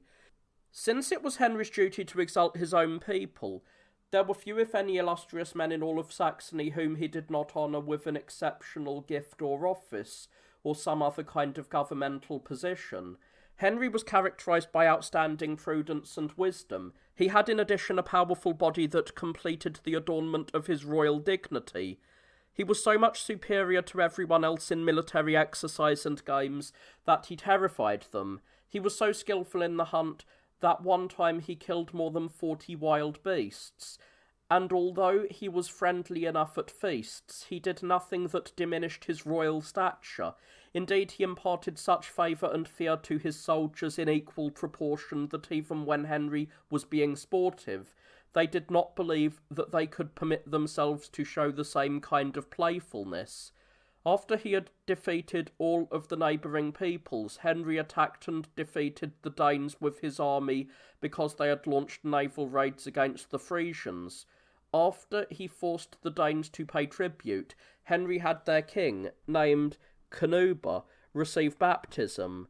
Then, after finally defeating all of the neighbouring peoples, Henry decided to go to Rome. However, he was forced to put off this journey when overcome by illness. When Henry realised that he was very ill, he summoned the entire people and designated his son Otto as king. He distributed goods and treasures to other sons. However, he established Otto, who was the eldest and best, as ruler over his brothers and all of the Franks. When his final testament was completed properly and all of his affairs had been settled, Henry died as Lord of the World and greatest of the kings of Europe, second to none in the strength of his spirit and body. He left a son who was greater than himself.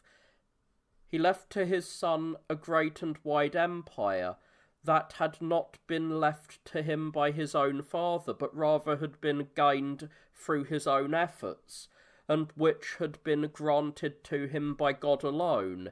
He lived for 60 years and reigned for 16.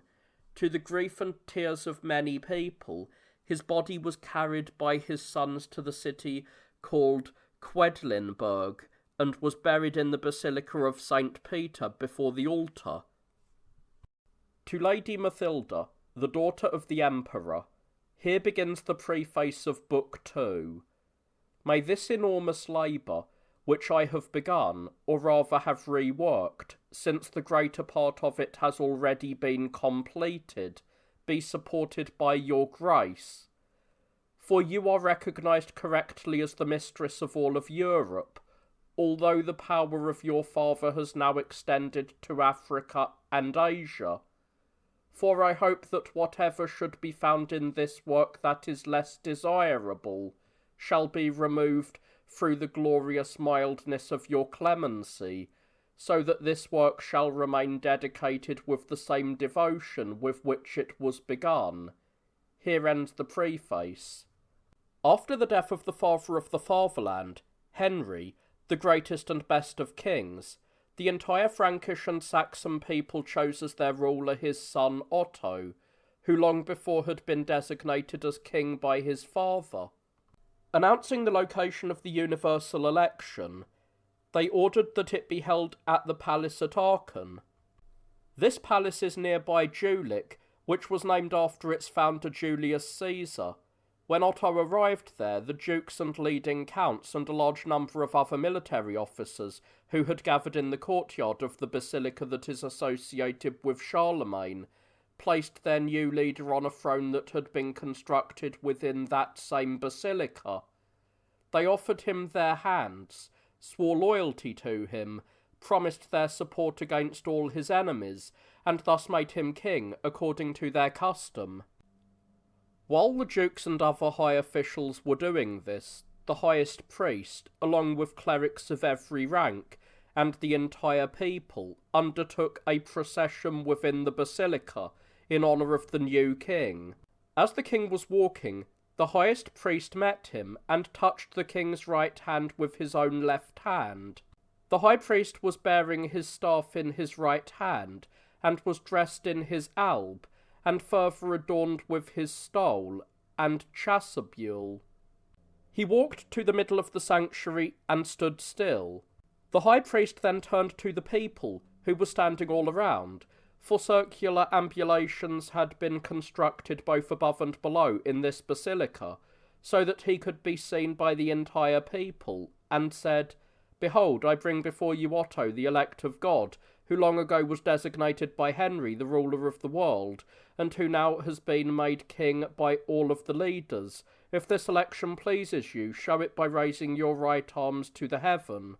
In response, the entire people raised their arms to heaven and cried out with a great shout for the new leader to have good fortune. Then the bishop walked behind the altar on which the royal insignia had been placed, along with the king, who was wearing a tight tunic in the Frankish style. These insignia were a sword with a belt, a cloak with clasps, a staff with a sceptre, and the crown. At this time the highest priest was a man named Hildebert, a Frank by birth, a monk by profession, raised and educated at the monastery of Fulda, who came to this office by merit. First raised up as the abbot of Fulda, he then gained the summit of the highest see, the bishopric of Mainz. He was a man of marvellous sanctity, possessing a spiritual wisdom that went beyond mortal bounds, and was quite illustrious in scholarly pursuits. Among his other gifts of grace, he is reported to have received the gift of prophecy.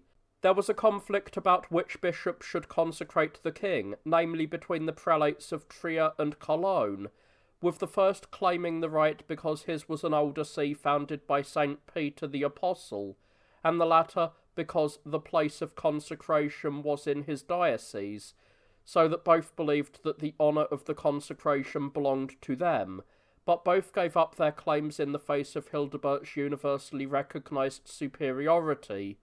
Hildebert then went to the altar, picked up the sword and belt, turned to the king and said, "Take this sword with which you shall defeat all of the enemies of Christ, barbarians and evil Christians. All of the power of the entire empire of the Franks has been granted to you by divine authority, so that there will be true peace for all Christians." Then taking up the cloak with clasps, Hildebert placed it on Otto, saying, you are reminded by these horns pointing towards the ground of the zealous faith with which you should burn, and of the peace that you should maintain up to the end of your life."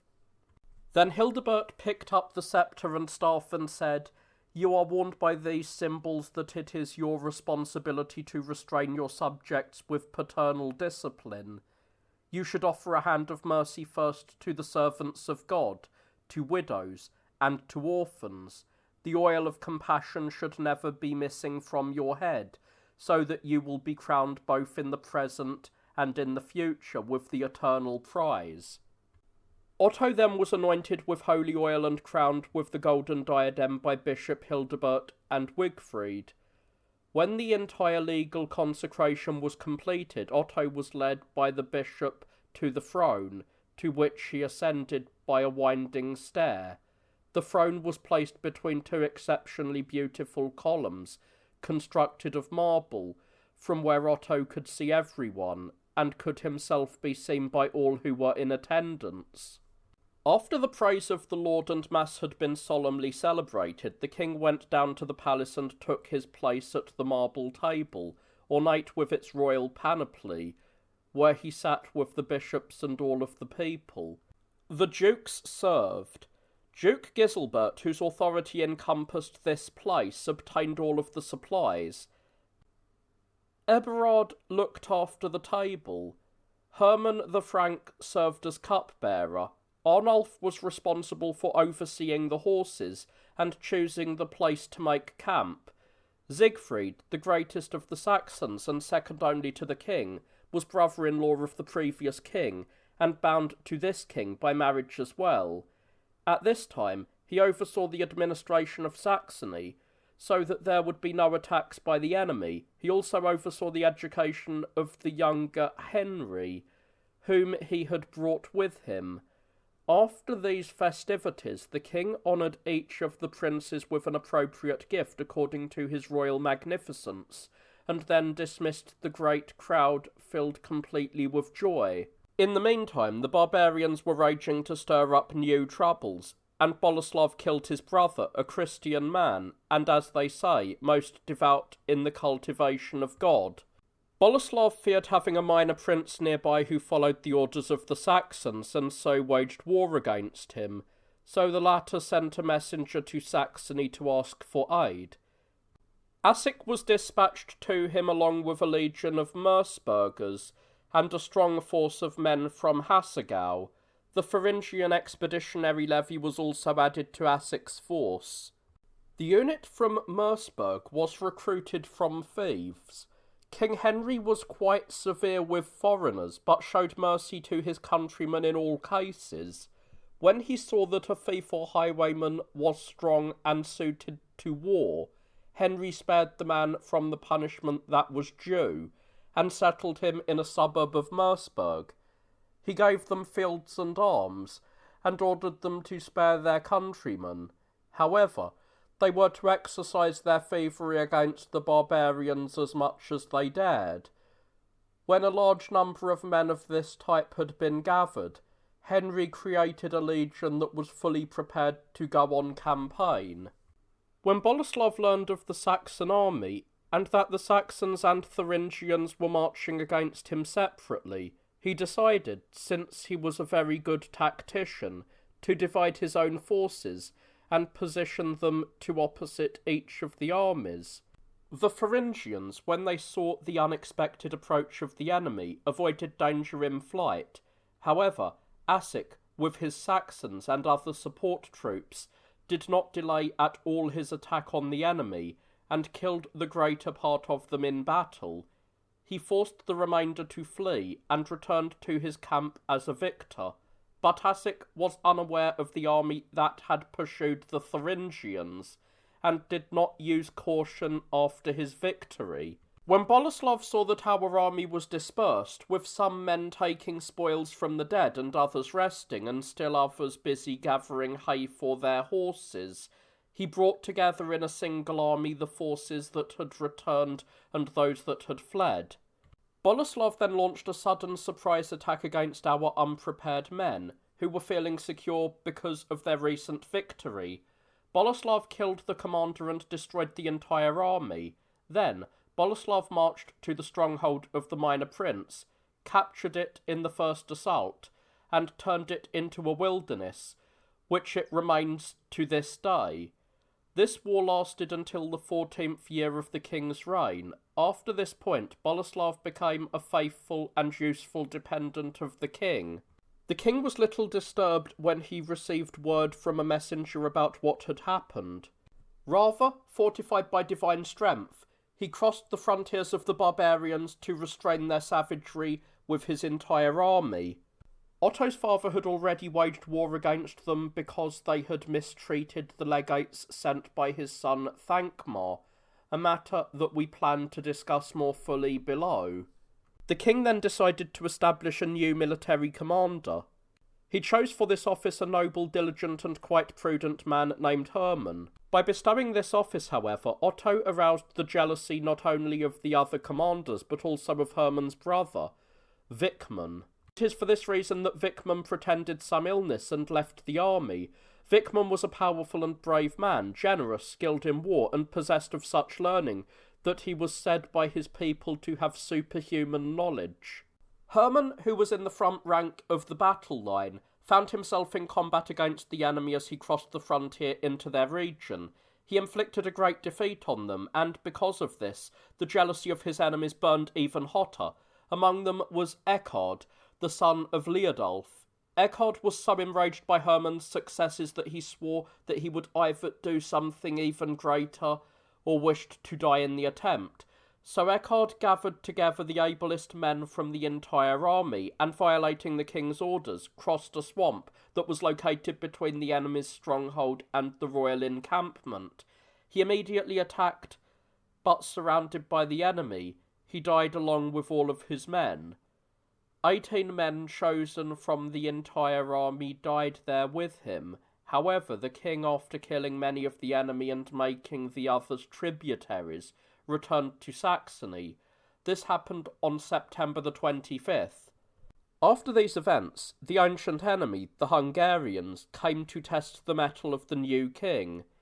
Having entered through Franconia, they decided, if they could, to invade Saxony from the west. However, when the king received word of this, he did not delay. He went to meet them with a strong army, and caused them to flee, routing them from his territory. When these external wars came to an end, civil wars began, for the Saxons, who had been made glorious by the power of their king, refused to obey people of other nations. Moreover, they spurned the idea that they held their offices through the grace of anyone other than the king. For this reason, Ebbard was angered by Bruning. Ebbard mobilised a force and burned down the stronghold of Helman, killing all of the inhabitants of this fortress. When the king learned about this presumptuous act, he required that Ebbard pay as compensation horses valued at 100 talents. All of the military commanders who had aided Ebbard in this deed were condemned to be shamed by carrying dogs all the way to the royal city that we call Magdeburg. At the same time, the king transferred the relics of the martyr Innocent to this same city. Although he imposed an appropriate punishment on those disturbers of the peace, the king, because he was exceptionally merciful, then immediately received them with compassion. After honouring each of them with a royal gift, the king allowed them to depart in peace. Nevertheless, because their duke had a genial personality, was friendly to his inferiors, and generous in giving gifts, those commanders persisted in carrying out evil deeds on his behalf. Indeed, the duke, using these methods, even won over many Saxons to his side. At this time, King Arnulf of the Bavarians died. His sons in their arrogance refused the order of the king to attend the royal court. At that time, Count Siegfried died. Thankmar then sought Siegfried's office for himself, because he was a kinsman. King Henry fathered Thankmar by a woman who was the daughter of Siegfried's maternal aunt. When Otto granted the office by royal gift to Count Gero, Thankmar was afflicted with a great sadness. However, the king went to Bavaria, and having settled matters there, returned to Saxony. The dissension between Ebbard and Bruning developed to such an extent that fields were ravaged and burned, and people were killed out in the open. There was also conflict at that time regarding a confusion in the laws. There were some who said that sons of the sons should not be counted among the sons, and that they should not legally receive an inheritance with the sons if by chance their fathers died while their grandfathers were still alive. Consequently, the king issued an edict that the entire people should assemble at an estate called Steel. There it was determined that this matter ought to be investigated and decided by judicial arbitration. However, the king then followed better counsel because he did not wish to have noblemen and the elders of the people treated improperly. So instead he ordered that the matter be decided by gladiators. In this manner, the side triumphed who wished to include the sons of sons among the sons, and it was confirmed that they would divide the inheritance with their paternal uncles equally under the terms of an eternally valid agreement. At this assembly, the disturbers of the peace also were made known. They were men who denied that they had done anything against the king's power, but claimed rather that they had avenged an injury in some manner against their fellows. Although the king recognised that they had shown him contempt because they did not deign to come to this assembly at his order, he nevertheless deferred the use of armed force, and offered them a means of achieving reconciliation. As was his custom, the king was always ready to show mercy. But this delay led many others to do even worse evil. They committed many additional crimes, including treason, murder, perjury, robbery, and arson. At that time, they acted as if there was little difference between good and evil, holiness and wickedness. Thankmar joined with Eberhard. Then, after he had mobilised a large force, Thankmar besieged a stronghold called Bellachy, where Henry the Younger was residing.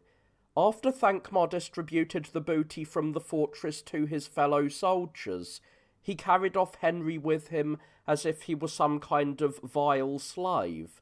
Gebhard, the son of Udo, Duke Herman's brother, was killed there. As a consequence of his death, as God orders all matters, the leaders of the Franks were divided among themselves. However, Thankmar's soldiers had been enriched with so many spoils that they were prepared for any task. After the events at Bellachy, Thankmar captured the fortress called Erzberg. He installed a very large garrison there and turned it into a den of thieves. Ebbard kept Henry with him. At this same time, Dedi was killed before the gates of the fortress called Lear, which was held by Ebbard's soldiers. Wickman, who had at first withdrawn his allegiance from the king, returned to make peace with the king when he learned of this most rebellious deed, and because Wickman was very intelligent, he remained helpful and loyal to the end of his life. By contrast, Thankmar, the son of King Henry, who had been born to a noble mother, was always eager for a fight. He had a sharp mind, and was skilled in combat, but did not demonstrate much virtue or honour in war. His mother had extensive possessions. Although Thankmar was enriched with many other properties by his father, he took it very badly when he was deprived of his maternal inheritance. It was for this reason that he took up arms against his Lord King, to his own ruin, and the ruin of his men. Although he did so unwillingly, the king saw that this matter might lead to an enormous danger, and so marched to Erzberg with his entire military household to vanquish Thankmar's insolence. When the inhabitants of the fortress realized that it was the king who was besieging the city, because he had come with such a powerful force, they opened the gates and allowed his army to enter. Thankmar fled into a church that had been dedicated to St. Peter the Apostle by Pope Leo. The army pursued him to the church, especially Henry's troops, who were angry and wished to avenge the injury done to their lord. They did not fear to break open the doors with their weapons and to enter armed into this holy building. Thankmar stood next to the altar where he had set down his arms and his golden torque. Then, when he was being driven back on one side by spears, a certain Theobald, the illegitimate son of Kobo, let out a string of curses and struck him a blow. But as soon as the blow fell, Theobald was struck in turn by Thankmar, and very soon thereafter Theobald died in dreadful pain. But then one of the soldiers, named Meinseer, thrust a lance through a window that was next to the altar, struck Thankmar in the back, and killed him alongside the altar. Later on, this instigator of fraternal discord wretchedly lost his life at the Battle of Bearton, along with the gold that he had wickedly taken from the altar. When the king, who was absent and ignorant of what had taken place, received word, he disapproved of the rash action of the soldiers. But as the civil war was now raging, he was not able to punish them. Otto was upset at his brother's fate and demonstrated his own natural mercy in saying a few words about his brother's honour and energy. Otto then condemned Theodoric and 3 sons of his father's sister, who had joined Thankmar, and had them hanged according to the law of the Franks. Otto then led his army, which was hungry for battle, and enriched by the booty taken at the fortress, to Leer. There the defenders, under the leadership of the fortress commander, bitterly resisted. They did not cease to return stone for stone and spear for spear. However, worn down by the fighting, they asked for a truce so that they could consult with their duke. After Otto allowed this truce, the duke denied them aid. Therefore, the defenders left the fortress and surrendered themselves into the king's power. During this battle, Tama the cupbearer, who was already famous for his many great deeds, and further renown, when Ebbard received word about the death of Thankmar and the surrender of his soldiers, his spirit was broken. He threw himself at the feet of his captive and begged for forgiveness, so that he might gain reconciliation in this shameful manner. At this time, Henry was still very young and hot-headed, so Ebbard released him and forged a criminal pact with Henry, who was seduced by his desire to rule. This conspiracy was directed against his Lord King and brother, so that Henry, if possible, would gain the royal crown for himself. So the pact was made on both sides. Henry freely returned to the king and was received with a purer faith and love than that with which he entered. At the advice of Frederick, who was Hildebert's successor as archbishop and an excellent man who was highly esteemed for all aspects of his religious life, Ebbard went to the king. Kneeling before him, Ebbard asked for mercy, handing over himself and all of his possessions to the king's judgment. In order that an evil deed of this scale not remain unpunished, Ebbard was sent by the king to the city of Hildesheim as a kind of exile, but shortly thereafter, Ebbard mercifully was received back into the king's grace, and returned to his earlier office. Meanwhile, as these events were unfolding, our ancient enemy, the Hungarians, suddenly raided Saxony. Having gathered along the banks of the Bode River, they then spread throughout the region. One of their commanders was dispatched with part of the army at dusk on that day, and marched to the fortress called Sturteburg. The defenders saw the enemy was worn down by their journey as well as by the rain, which was a heavy downpour, so they boldly rushed out through the gates. They first let out a terrifying yell and then charged suddenly into the enemy. Many of the Hungarians were killed and a large number of horses and banners were captured. The survivors were forced to flee. But as the defenders of the stronghold along their path realised that the Hungarians were fleeing, they attacked them from all of these places and killed most of them. When they captured the commander, they buried him in a deep cesspit.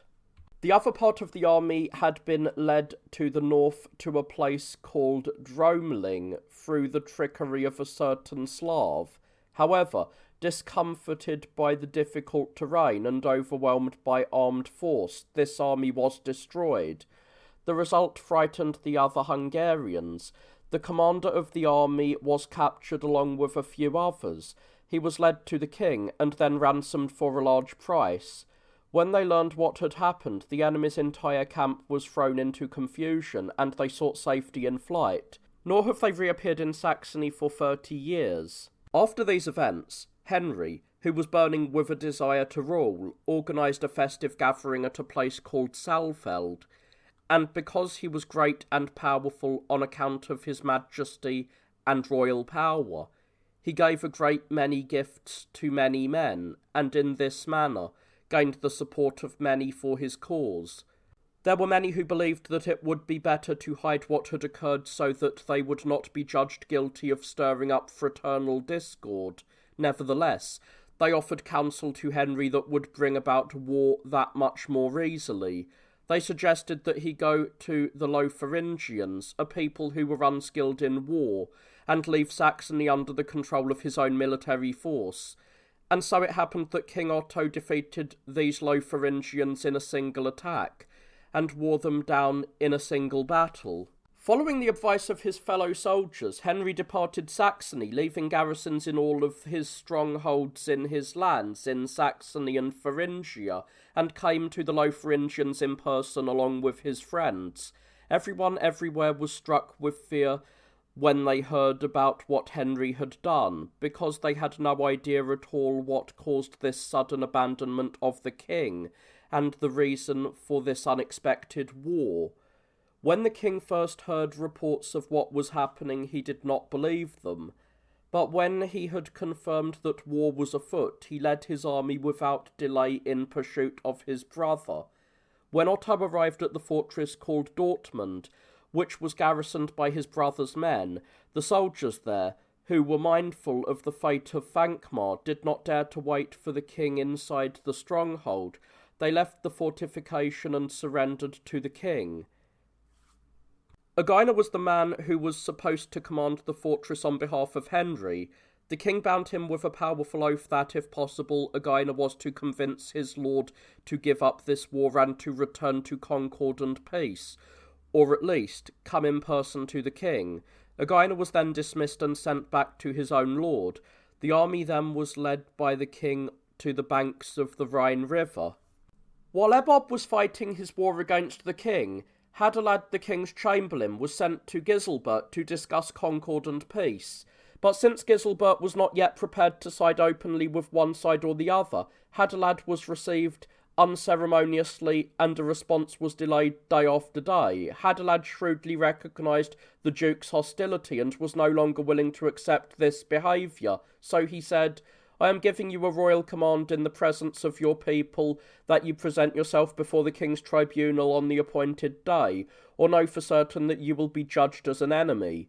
Giselbert also dishonourably dismissed Bishop Bernard, whom the king had dispatched to him, without giving him a clear answer either.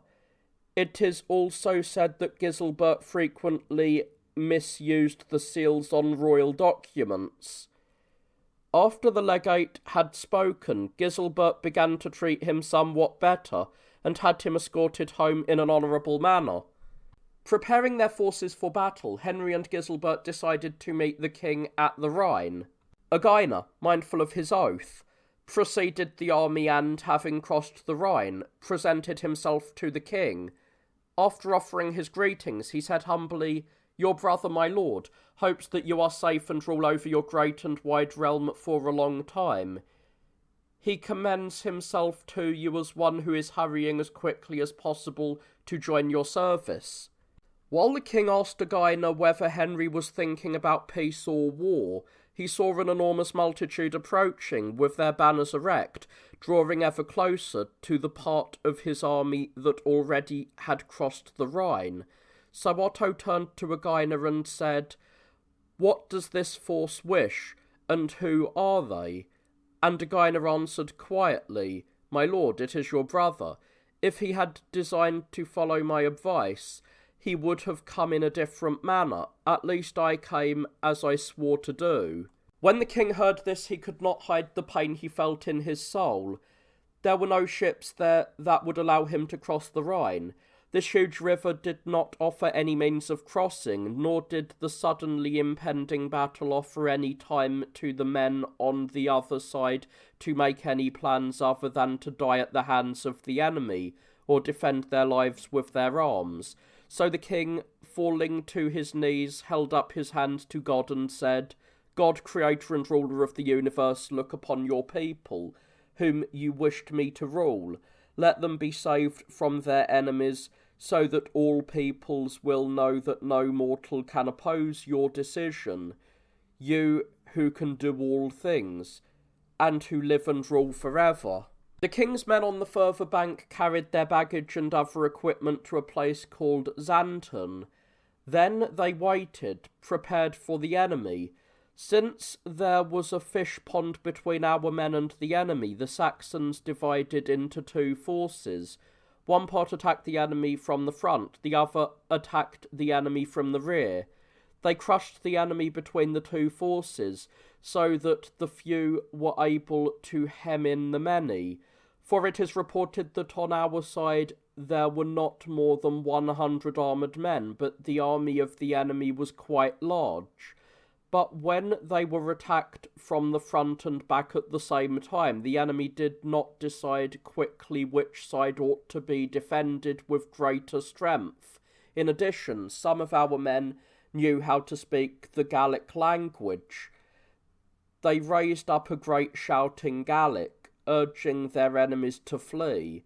Since the enemy thought that it was their comrades who had shouted, they fled as they had been called upon to do so. That day many of our men were wounded and some were even killed. Among them was Eilbert, called the White. He was wounded by Duke Henry's spear and died a few days later. The enemy, however, were either all killed or captured, and certainly driven off. All of the baggage and equipment taken from the enemy was divided up among the victors. It is said that on the Lotharingian side a man named Godfrid the Black fought well, but Meinseer, whom was mentioned above, fell on that day. Dedi the Thuringian sent messengers to the garrison commanders in the strongholds located in the eastern parts of Duke Henry's lands, reporting on the victory of the king, and stating that the Duke himself had fallen in battle. He did this cunningly so that they would all surrender to the king's authority. Henry, however, did not allow this act to go unavenged. Only 2 out of all of his fortresses remained under Henry's control, namely Merseburg and Bergscheidungen. Following his victory, the king decided to pursue his brother and brother-in-law. When Henry, who was shattered by the recent victory of the king, learned about the surrender of his strongholds, he fled with 9 armed men. Arriving somewhat later in Saxony, he entered the fortress of Merseburg. When the king learned of this, he also returned to Saxony and undertook to besiege with his army the fortress where his brother was ensconced. Since he could not resist the stronger and greater power of Otto, Henry surrendered the stronghold after almost 2 months and came out to the king. Henry was granted a 30-day truce in which to gather his soldiers and leave Saxony. If, however, any of these soldiers wished to come to the king, such a man would find mercy. After this, Saxony had a respite from internal wars for a brief while. The barbarians were delighted by our misfortunes, and did not cease their arson, murder, and devastation. They also considered cunning ways to kill Gero, whom the king had assigned to govern them, but Gero, anticipating their trickery with his own, killed almost 30 leading men of the barbarians in one night after they were drunk from wine and buried in sleep following an excellent feast. But Gero did not have sufficient forces to fight against all of the barbarian peoples. Indeed, at this time, the Obdurites were rebelling after having annihilated our army and killed its commander, named Haika. so the king often led the army in person, striking against them, inflicting substantial losses on them, and finally driving them almost to the point of complete defeat. Nevertheless, they chose war instead of peace, putting aside all thoughts of misery in the pursuit of costly freedom. They were a tough people and able to endure hardship, accustomed to a poor way of life. The Slavs desire those things that seem heavy burdens to us. There was truly a long struggle between the two sides, with one fighting for glory and a great and broad empire, and the other fighting for liberty or against the worst kind of slavery. In those days the Saxons were afflicted by many enemies, the Slavs from the east, the Franks from the south, the Lotharingians from the west, and the Danes and Slavs from the north. It is for this reason that the barbarians carried on the war for so long. There was a certain Slav released by King Henry, who by paternal right of succession was to be the lord of those people who are called the Haveli. His name was Tugomir. Having been convinced by a great deal of money, and persuaded by the promise of even more, Tugomir agreed to betray his own land, and so acting as if he had escaped in secret, he came to the fortress of Brandenburg. He was acknowledged by the people and received as their lord. A short time later he fulfilled his promise, for he invited his nephew, who had gained a dominant position among all of the leaders of his people, to visit him. After Tugomir captured his nephew through trickery, he killed him, and delivered his fortress along with the entire region to the king. After this was done, all of the barbarian nations up to the Oder River subjugated themselves to royal tribute in a similar manner. When Henry departed Saxony, he went again to the Lotharingians. Henry, along with his soldiers, remained with his brother-in-law, namely Duke Giselbert, for some time. Then the king again led his army against Giselbert. After ravaging the lands of the Lotharingians with fire, the king again brought them under his authority. Giselbert, who was being besieged in the fortress of Chevemont, slipped out and made his escape. However, since the king could not bring the siege to a successful conclusion because of the difficulties in attacking the place, he devastated the surrounding region and returned to Saxony. Knowing that Giselbert had a close advisor named Immo, who was astute and exceptionally sly, Otto decided that it was better to use this man's cunning rather than to fight with arms. Immo, as he was quite shrewd, gave in to one who was superior and more powerful and took up arms against the Duke. The Duke took this particularly badly because Immo had always supported him, and because Giselbert had trusted his counsel and loyalty. The Duke's indignation grew even worse as a herd of his pigs was captured cunningly by Immo. For when the Duke's swineherds passed in front of the gates of Immo's stronghold, the latter had a piglet chased in front of his gate, and then captured the entire herd of pigs as they came into the fortress through the open gates. The Duke, who did not wish to accept this loss, mobilized an army and besieged Immo, but the latter is said to have had many beehives. Breaking them apart, Immo had them thrown at the mounted men. The bees struck the horses with their stingers and drove them insane, so that the riders were in danger. When Immo, standing on the wall, saw the results, he threatened an attack alongside his men. The Duke, after being tricked many times by Immo's stratagems, broke off the siege. As he was departing, the Duke was reported to have said, "When Immo was with me, I was able to maintain the loyalty of all of the Lotharingians easily. Now, even with all of the Lotharingians, I am not able to capture him, while he stands alone." When Ebbod saw that the war had gone on for a long time, he no longer remained neutral.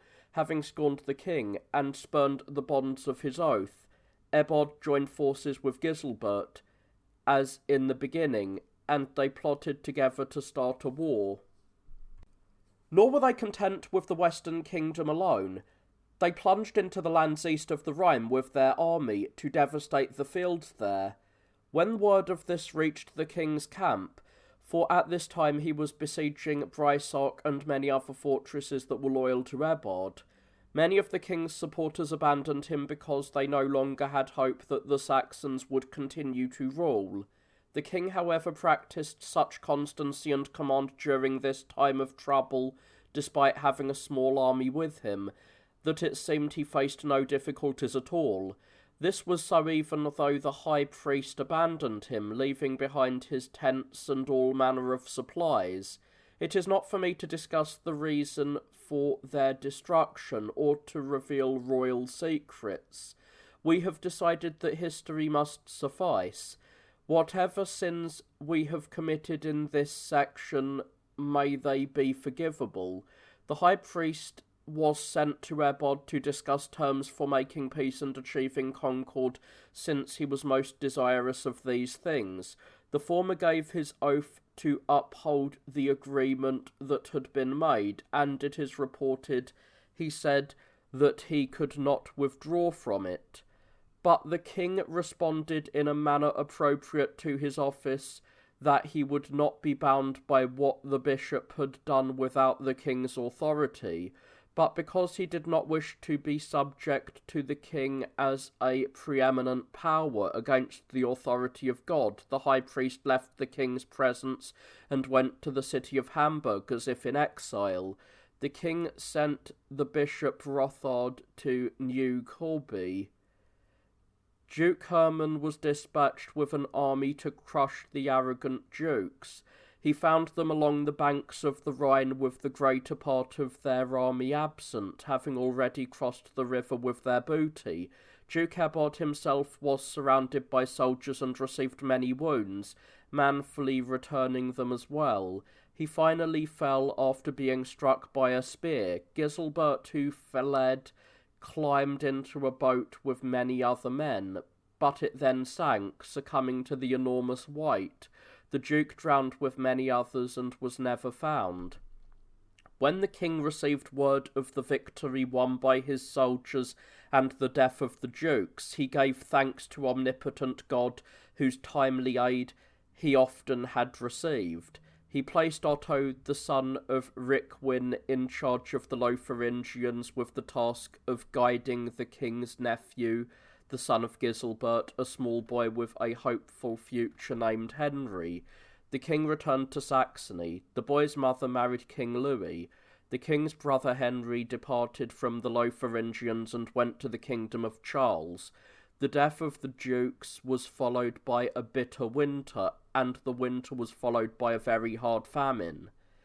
After these events, Imo took up arms against the king, although I do not know whether this was real or illusory. So in the middle of the winter he was surrounded by an army and surrendered himself as well as his stronghold.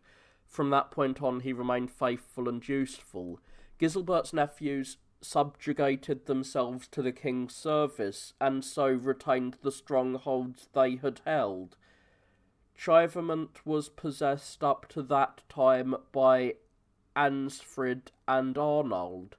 Imo sent a message to them saying, "I have no views of myself other than the views that you hold. However, it is well known that you are leaders of the people.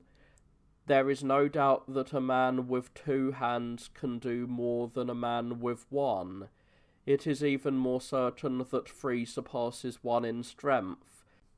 What necessity compels us to serve the Saxons other than our own conflicts? When they overcame you by force of arms, surely they did not enjoy the victory. It is shameful to serve the victors. I deserted the best of all men, who raised me as a boy and always kept me among his friends, and who was illustrious because of his great power. I took up with the Saxons at great danger to myself. As you know, instead of the honour that I deserved from this act, I have been afflicted with insults. I am surrounded by armed men, and have been transformed from a free man into almost a slave.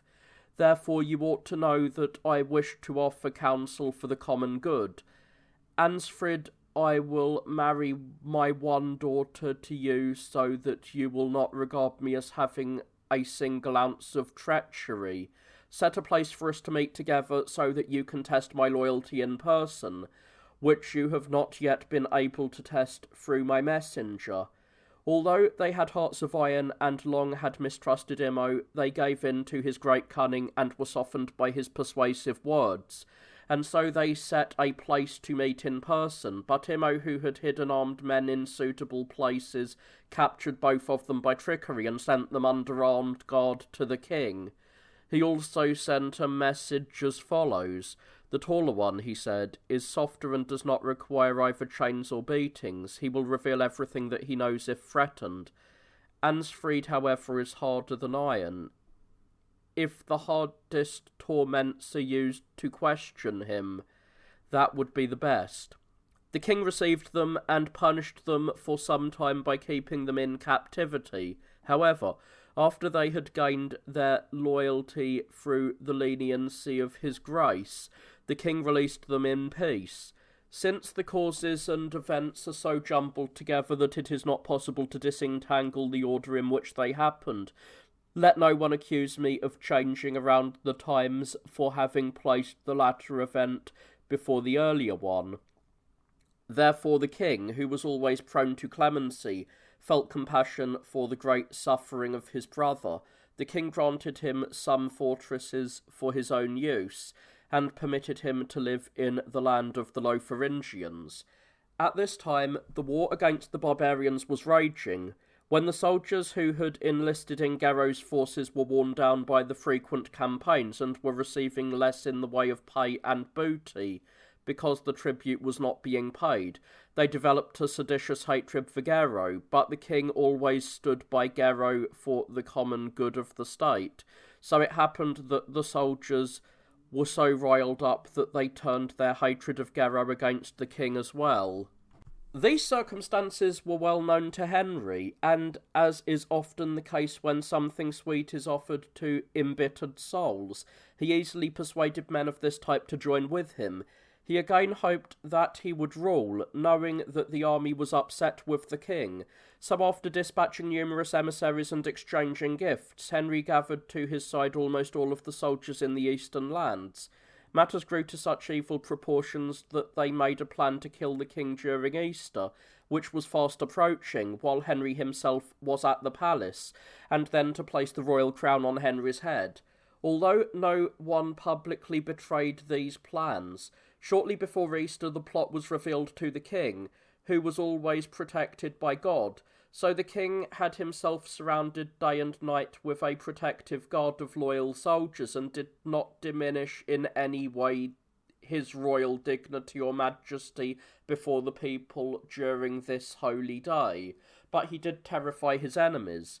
After this holy day, the king took counsel mostly with the Franks, who were there with him at that time, namely Herman, Udo, and Conrad, called the Red, and secretly ordered them to capture or kill the plotters. The first of these plotters was Eric. Aside from this one evil act, he had demonstrated his great bravery and became illustrious through his many other virtuous achievements. When he realized that armed men were coming towards him, and knowing why, he mounted his horse and took up his arms. Surrounded by a crowd of enemies and mindful of his earlier virtue and nobility, he chose to die rather than to submit to the domination of his enemies. He fell struck by a lance. This man was beloved and honoured by his fellow citizens for his every virtue and his sense of purpose. The other participants in the conspiracy were held for another week. Then, according to the law, they paid the penalty due to their evil deeds and were beheaded. However, Henry fled, departing from the kingdom. That same year, some portents appeared, namely comets. They were seen from the 18th of October up to the 1st of November. Many people were terrified at the sight of the comets, fearing that there would be a great pestilence or at least a change in rulers, since great prodigies were seen before the death of King Henry. For example, the light of the sun could hardly be seen outdoors because of the dark sky, but inside, sunlight poured red as blood through the windows of houses. Moreover, it is said that the mountain where the Lord of the world is buried emitted flames in many different places. The left hand of a certain man, which had been cut off with a sword, was restored almost completely a year later while he was sleeping. As a sign of this miracle, a blood-coloured line was observed at the point where the flesh was joined, but the comets were followed by a great flood, and the flood was followed by a pestilence among the cattle. When Otto, the guardian of the Lotharingians, had died along with Henry, the king's nephew, the ducal office in this region was granted to Conrad. The king married his only daughter to him. Conrad was an intelligent man and brave, excellent both in the management of civil affairs and war. Conrad showed great kindness to his fellow soldiers. In those days, Berthold, the brother of Arnulf, administered Bavaria. He fought against the Hungarians and emerged victorious, becoming renowned for this celebrated triumph. As the king grew stronger from day to day, he was no longer content with his father's kingdom, so he marched to Burgundy and brought under his authority its king along with the kingdom. The king overcame the other Hugh by force of arms and made him his subject. Hugh made a gift to the king of his golden brooch, marvellously sparkling with a variety of gems, which we saw on the altar of the proto-martyr Stephen. Once all of the kingdoms had been pacified under Otto and all of his enemies had submitted to his power, he was reminded through the urging and intercession of his holy mother about his brother, now worn down by his many misfortunes. So now that Berthold had died, Otto established Henry in the kingdom of the Bavarians. Otto made peace and established harmony with Henry, which the latter maintained up through the end of his life. For Lord Henry was married to the daughter of Duke Arnulf, a woman distinguished by her beauty and exceptional for her intelligence. This concordant peace between the brothers was pleasing to God and beloved by man, and soon became celebrated throughout the world, as the two men together enriched the state, defeated their enemies, and exercised paternal power over their people. Having accepted the ducal office in Bavaria, Henry demonstrated consistent energy. He went on campaign and captured Aquileia, defeated the Hungarians in 2 battles, crossed the Ticino River and captured a huge quantity of booty in the lands of the enemy, and brought his army back safely.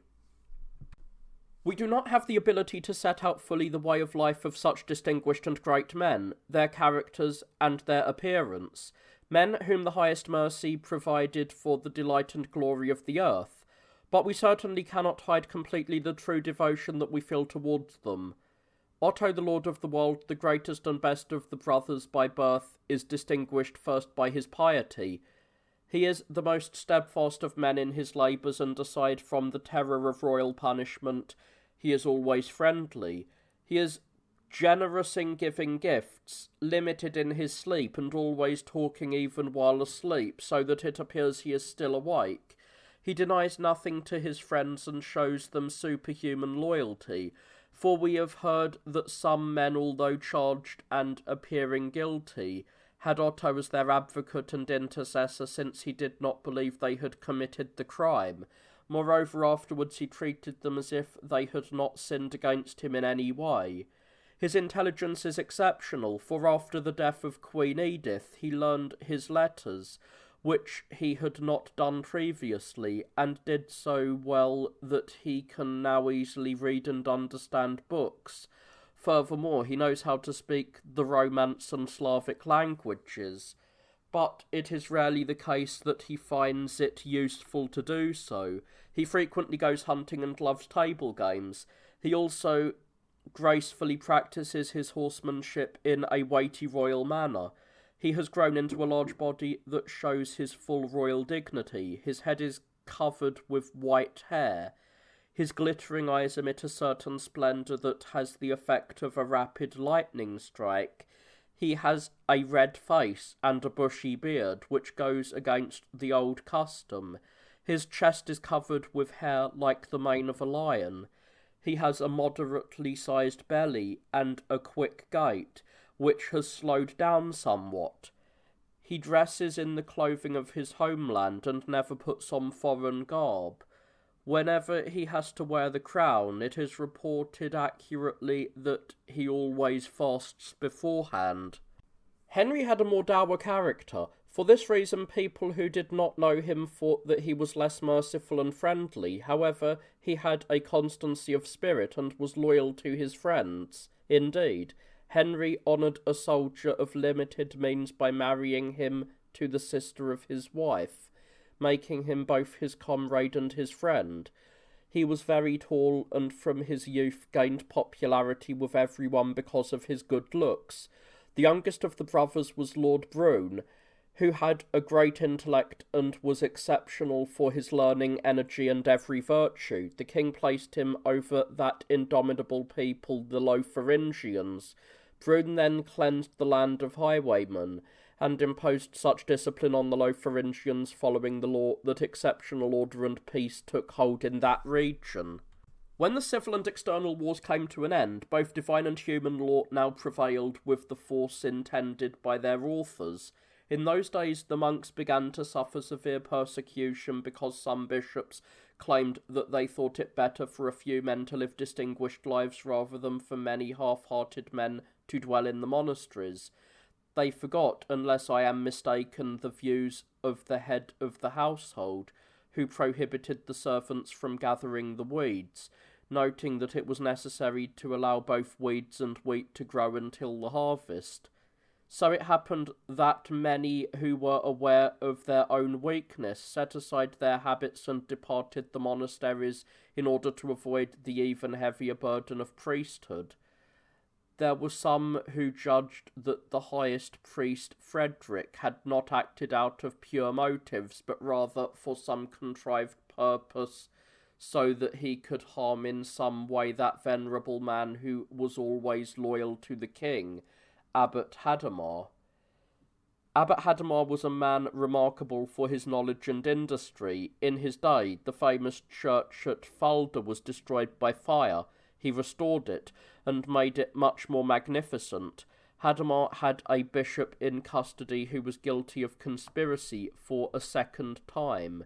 At first the bishop was held honourably, but when Hadamar seized some letters written by the bishop, the captivity became somewhat more harsh. When the bishop sought revenge after being released, the law could not prevail against such a man. He used his power against the humble of monasteries in the same way as he had acted against the most exalted. But his many plots were in vain. For the abbot retained the grace and friendship of the king, so as events intervened, the bishop was not able to implement his plan. The sister of the king bore 3 sons to King Louis, namely Charles, Lothar, and Carloman. However, King Louis himself was betrayed by his military commanders and captured by the Northmen. At the suggestion of Hugh, Louis was brought to Lyon and placed in public custody.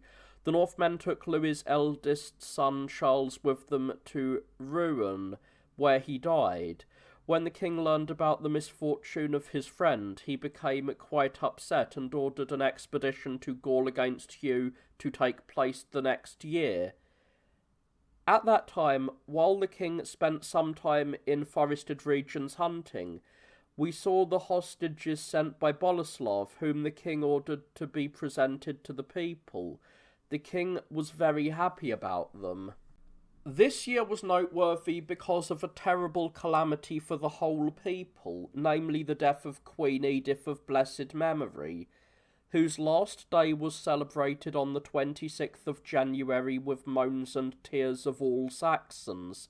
She was an angel by birth and was distinguished no less by her piety than by her royal descent from such a powerful family. She shared in the rule of the kingdom for 10 years and died in the 11th.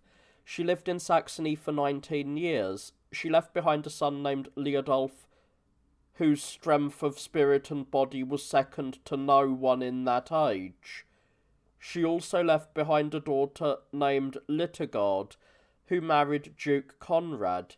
Edith was buried facing east in the new basilica in the city of Magdeburg. To Lady Mathilda, daughter of the Emperor, Here begins the preface to Book 3. Just as the appearance of heaven and earth, and the voices, faces, and traditions of men, although they might vary in 1,000 ways in harmonious disagreement, nevertheless are compelled by the wisdom of the all-ruling God towards the guidance and understanding of a single light, so too does the imperial honour, which has poured out in you as the most serene excellence and the most brilliant gem in the world, require a single arbiter of justice and one standard of rectitude in both public and private affairs. Therefore I humbly ask that the product of our labour, although it might be understood to have a range of meanings by men of diverse characters because it lacks the clarity of brilliant discourse, nevertheless be taken into the bosom of your glorious mercy, so that greater weight be given to our devotion than to our foolishness. After the death of Queen Edith, the king transferred all of his love from the mother to his only son, Leodolf. After making a testament, he chose his son to rule as king after him. The youth at this time was still untried, not having reached the age of 16. The king set out on a campaign in Gaul. After mobilising his army at Cambrai, the king hurried to enter the kingdom of Charles to avenge the injury done to his brother-in-law Louis. When Hugh received word of these events, he sent an emissary through whom he swore on the soul of his now long-dead father, who had rebelled against God and his own king, that he would mobilise a larger force of troops than Otto had ever seen. Hugh went on, in his swollen vanity, to say about the Saxons that they were useless in war, and that he could easily swallow 7 Saxon spears in a single gulp. To this claim the king famously responded, "It will be necessary to show him a greater multitude of straw hats than either he or his father has ever seen," and this is what happened. Although the army was immense, numbering 32 legions, not a single man was found without a straw hat except for the abbot of Corvey, named Bovo, along with his 3 companions. He was a wise and illustrious man, whom God only gave to us on loan, rather than for a long time. The grandfather of his father, named Bovo, became famous for reading Greek in the presence of King Conrad. Bovo also had a grandfather of the same name, who surpassed him not only in age, but also in virtue and wisdom. The first Bovo was the nephew of Warren, who became a monk after a career as a soldier. He was the first of all of those at New Corby to be elected as abbot in a manner consistent with the rule. He was admirable for his sanctity. Redounding to his own virtue and blessed memory, he brought a sacred treasure to Saxony, namely the relics of the worthy martyr Vitus. Louis, after he was freed, hurried to the king and joined his forces to Otto's army. The king arrived at Lyon with his army and undertook to capture it by storm. From here he marched to Paris and besieged Hugh. He also venerated the memory of Saint Denis in every possible manner. The army was then led to the city of Rheims, where Hugh's nephew had been installed as bishop against all practice and divine law, although the legitimate prelate was still alive. Otto captured the city by storm and expelled the unjustly elevated priest, restoring the legitimate bishop to his church and to his see. The king then chose a force of picked soldiers from the entire army and marched to Rouen, the city of the Danes. However, the difficulty of the region and the onslaught of harsh winter weather battered them. So after 3 months, the still strong and healthy army returned to Saxony with their work incomplete. The cities of Rheims and Lyon, as well as the others that were captured by their arms, were handed over to King Louis. Hugh, after he had experienced the power of the king and the strength of the Saxons, did not wait for them to invade his lands again. Instead, he hurried to Otto as the latter was setting out the following year to resume his campaigns, and met the king on the far side of the Chiers River. Here he gave his hand to King Otto and entered into a pact in a manner dictated by the king. He remained helpful to the king from this point forward. The king, seeing that his son Leodolf had become a man, gave him an exceptionally noble and wealthy wife. This was Ida, the daughter of Duke Herman, A short time after they were married, Liudolf's father-in-law died. The duchy and all of Hermann's possessions then came to Liudolf. After he had gained power, however, Liudolf discarded the peaceful spirit that he had borne in his youth. He led a military force into Italy, where he captured and garrisoned some cities before returning to Franconia. At this time, a fierce and greedy man named Berengar ruled in Lombardy. Having usurped the royal power, he put all justice up for sale for money. He feared the strength of the singularly prudent queen whom King Louis had left as a widow. He harried her in multifarious ways, so that by these means he could extinguish her blazing glory, or at least obscure it. At that time the king campaigned against Boleslav, the king of the Bohemians. After he had captured the fortress called New, in which Boleslav's son had been one of those who were besieged, the king, following prudent advice, ended the fighting. He did so to avoid having any of his soldiers fall prey to danger while seizing spoils from the enemy. After he had taken stock of the great strength of the king and the enormous size of his army, Boleslav departed from his city, preferring to subject himself to such great majesty rather than suffer ultimate ruin. So, standing under the banners, listening to the king and giving answers, he earned mercy. After he had achieved glory through his complete victory, the king returned to Saxony. Since the virtues of the aforementioned queen were not hidden from Otto, he decided to set out under the pretext of a journey to Rome. When the king arrived in Lombardy, he tried to strengthen the queen's love for him with gifts of gold. After the king determined that she was loyal, he married her and captured the city of Pavia, which was the royal seat. When his son, Liudolf, saw what had occurred, he departed in sadness from the king and set out for Saxony. He stayed for some time at Saalfeld, a place that was disgraced by conspiracies. After he had celebrated his marriage in Italy in magnificent royal style, Otto set out for Saxony to hold Easter with all of the splendour of a new marriage, bringing joy and great cheer to the fatherland. Moreover, Duke Conrad, who had been left in command of the garrison to guard Pavia, persuaded King Berengar to follow the king to Germany to make peace with him, and to follow all of the commands that the king gave him. As Berengar approached the royal city, he was met a mile from the city by the duke's magistrates and important members of the court, received in a manner befitting a king, led to the city, and ordered to remain in quarters that had been prepared for him. He was not permitted to enter the presence of the king for 3 days. Conrad, who had brought Berengar here, took this ill. Liudolf, the son of the king, felt the same way. The two of them believed that Henry, the brother of the king, had a hand in this turn of events. They avoided his company, treating him as if he had been motivated by some long-standing jealousy. Henry, knowing that Liudolf now lacked the support of his mother, began to show contempt for him. Henry even went so far as to insult him. In the meantime, the king spoke with the king. Berengar received the grace of the king and the queen. He promised to accept their authority. He also set a day for entering freely into a pact with them at the city of Augsburg.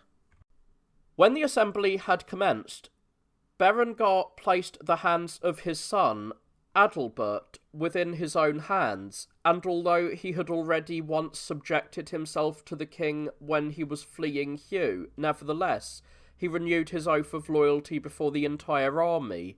He bound himself as well as his son to the service of the king. After this act he was dismissed and returned to Italy with grace and peace. There was then an enormous thunderstorm that produced such an enormous hailstone that it seemed to be a miraculous event to the numerous onlookers.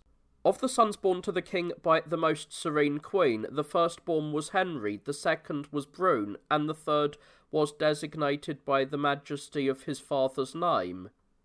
Now the whole world hopes for him to be lord and emperor after his father. A daughter also was born and given the name of Otto's saintly mother. We do not presume to say anything further about her because her brilliance exceeds anything that we might be able to say or write. When the king was travelling around the regions and cities of the Franks, he heard that ambushes were being prepared for him by his son and son-in-law, whereupon the archbishop was summoned from the rather more austere style of life that he was accustomed to practice among the hermits and solitaries of the period before Easter. He received the king at Mainz and provided for his needs there for some time. When the son and son-in-law realised that their evil plans had been discovered, they followed the advice of the bishop and sought and received an opportunity to purge themselves of their crime. Then, although they clearly were guilty of crimes, the king accepted each of their arguments because of the difficult place and circumstances in which he found himself. When the time came to organise the celebration of Easter at Aachen, the king learned that nothing fitting had been prepared for him. So he was then promptly cared for with maternal joy and kindness, and magnificently took up in his fatherland the royal majesty that he almost had lost in Franconia. Comforted by the presence of his friends and his own people, Otto declared void the agreement which he claimed was forced upon him. His son and son-in-law were ordered to hand over for punishment the perpetrators of this crime, otherwise the king would know that his son and son-in-law were public enemies. The bishop spoke on behalf of the earlier agreement as if he were offering advice about concord and peace. For this reason, the king came to suspect him because Frederick was scorning all of Otto's friends and advisers. We do not believe that it is proper for us to render a rash judgment concerning the bishop. We also do not believe that it is appropriate to remain silent about those matters we know for certain about him. The bishop spent a great part of every day and night in prayer, was generous in giving alms, and highly skilled in preaching. With regard to accusations against him, it is the Lord who will judge. Since these matters were not brought to an end there, a public assembly was ordered to be held at the estate called Fritzlar to discuss the aforementioned charges. When Henry, the brother of the king, arrived, he raised many grave charges against the bishop. From this point on, the bishop incurred the enmity of the king and almost the entire army. On the basis of what Henry had said, they believed that the bishop was completely guilty. Furthermore, the king, who was very angry because of the indignity that he had just suffered, sentenced some very eminent men to go into exile under his brother's control. This group included some men who had been quite dear to him, and who had served him loyally in the battle at Bearton. They had tried to justify themselves after they were accused, but were not able to demonstrate their innocence. Among them were Thuringian counts named Dedi and William. After this was done, many others who had knowledge of the plot were terrified. When the assembly was dissolved, the mass of the people was dismissed, and the king headed east. When the Lotharingians learned that Conrad had offended the king, they rose up in arms against him. They had long been hostile to him because Conrad exercised his ducal authority over them against their will. But Conrad was undeterred, having the spirit of a lion. He turned his banners against theirs and shed the blood of an incredible multitude of them with his own hand. Conrad's savage fury was whetted even further by the blood of his friend Conrad, the son of Ebbard, whom he had lost in the battle. Conrad was supported strongly by his troop of brave soldiers. At the same time, the enemy army was constantly gaining strength. The battle dragged on from midday to dusk. The fighting was brought to a close by night, and no one enjoyed a victory. Around the 1st of July, the king mobilised his army and marched out to find his son and son-in-law. The king either captured or accepted the surrender of the fortresses of his opponents until he reached Mainz, which his son had entered with his own army. Awful to say, he waited in armed expectation for his father. From this point the war began, worse than a civil war or any other calamity. Numerous engines were brought up to the walls, but they were destroyed or burned by the defenders of the city. There was considerable fighting before the gates, but only rarely were the guards stationed atop the walls overwhelmed by the attackers from the outside. Everyone remained frozen by hesitation as they feared the lord of the kingdom outside, and his successor, who was within the walls. When the siege had gone on for almost 60 days, peace discussions began. Ecbert, a cousin of the king, was sent into the city as a hostage. It seemed that a clear path had opened in camp to anyone who wished to purge his guilt and discuss making peace and re-establishing concord. The son and son-in-law entered the camp and prostrated themselves before the king's feet. They were prepared to accept every punishment for their crime if their friends and supporters were received in good faith and did not suffer any punishment. However, the king, who did not see how he could impose the appropriate punishment on his son, demanded the accomplices in the plot, the son and son-in-law who were constrained by mutual oaths, and also were bound in some way by the wiles of the ancient enemy, refused to do this. In the meantime, a huge wave of joy rose up in the camp. The rumour spread all around the camp that the son and son-in-law never would have left the city unless they were prepared to obey all of the commands of the king.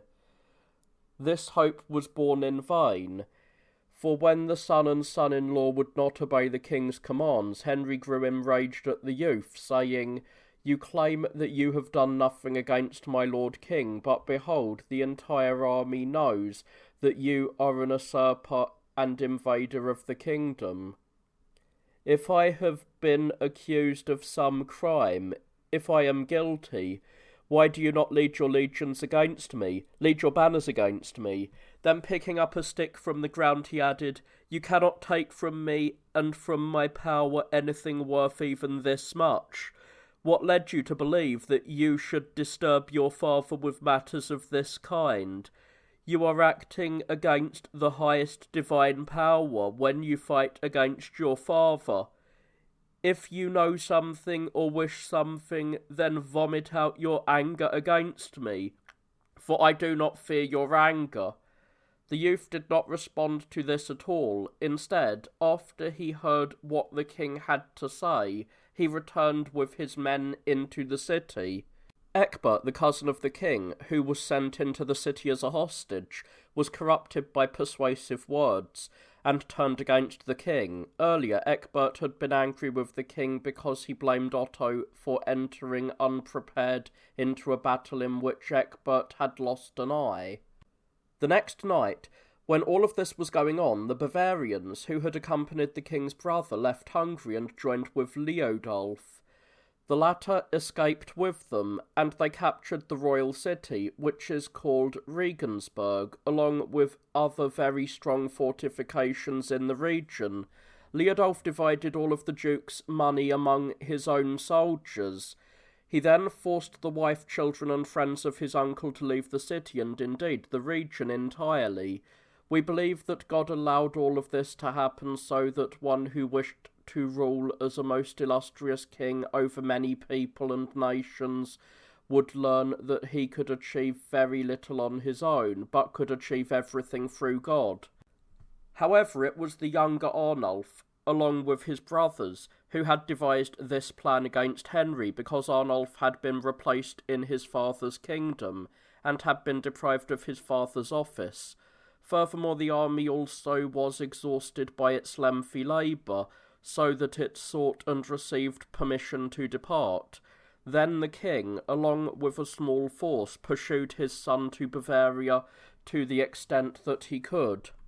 The king himself was endured to this effort to a greater extent than one might believe of a man who had such a pampered upbringing.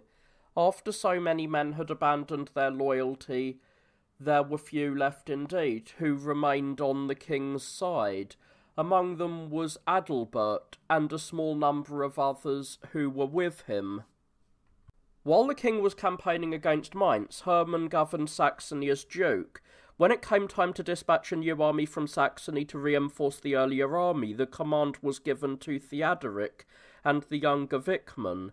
When the army marched to the border of Franconia, it suddenly was surrounded by Liudolf and Duke Conrad, and the Saxons were forced to enter a certain deserted fortification. But when the former pressed their attack, a wheel that had been launched took off the flag-bearer's right arm in front of the gates. After this occurred, the battle ended, and a 3-day truce was agreed so that the relief army could return to Saxony. Theodoric was tempted by Liudolf's extravagant promises, but Wichman was fully seduced. The latter began to denounce his paternal uncle, to say that he had stolen his paternal inheritance, and to call him the thief of his inheritance. Hermann was fully aware of this intrigue. It is difficult to describe completely the great wisdom and prudence that he employed in guarding against his kinsmen, who also were his open enemies. Ecbert joined with Wichman, and they rose up with the same intention against the Duke, giving him no peace. Hermann, however, broke the furor of these youths through his noble patience. He took care that there was no increase in violence while the king was absent in those parts. Faced with the king's sudden arrival, the Bavarians neither turned to peace nor did they dare to face him in open battle. Instead, enclosed behind their walls, they readied a great labour for the army, but destitution for their region. Since it was making no progress, the army acted without compassion and devastated everywhere without restraint. In the meantime, the highest priest, as he himself said, set aside his episcopal office because of his fear of the king, and began to lead the life of a hermit among the solitaries. Also, there was considerable dithering among the other bishops in Bavaria in making a choice between the opposing sides, now aiding the king and now offering support to his enemies. They could not abandon the king without danger, nor could they remain loyal to him without loss. The king operated for 3 full months in these regions after departing from Mainz. Around the beginning of January, he returned to Saxony with the affair still unresolved. He had lost 2 of his most important and distinguished men, Imid and Meinwerk. Both of these were killed by arrows, the former at Mainz and the latter during the march to Bavaria. When Hermann and his nephews had discussed their conflict in the presence of the king, all those who held to justice praised the judgment of the Duke and judged that the youths ought to be punished. However, the king, out of love, spared them, and had Wichman handed over to a military guard within the palace. In the meantime, the king received word that the Avars had entered into Bavaria, joined his adversaries, and had deployed in such a manner as to encourage him to meet them in battle in the field. But the king was not at all disturbed by this difficulty, nor did he forget that he was lord and king by the grace of God. Instead, he mobilized a powerful force, and marched against the bitter enemy, but they avoided him. After obtaining guides from Liudolf, they spread throughout all of Franconia and inflicted enormous losses, particularly among their own friends. Unbelievable as it may sound, among all the other captives, they also took as prisoners more than 1,000 dependents belonging to a man named Ernst, who belonged to the party opposing the king. The Hungarians were received publicly at Worms on the Sunday before Easter and given abundant gifts of gold and silver. The Hungarians then departed for Gaul and returned to their fatherland along a different route. The Bavarians were worn down by both internal and external armies. For once the Hungarians departed, they were pressed by the royal army and were forced to discuss terms for peace. So it happened that they were granted peace up to the 16th of June. Langenzenn was chosen as the place where they would give their explanations, and where a response would be given to them. When the entire people had gathered in the place that had been arranged, the king gave the following address.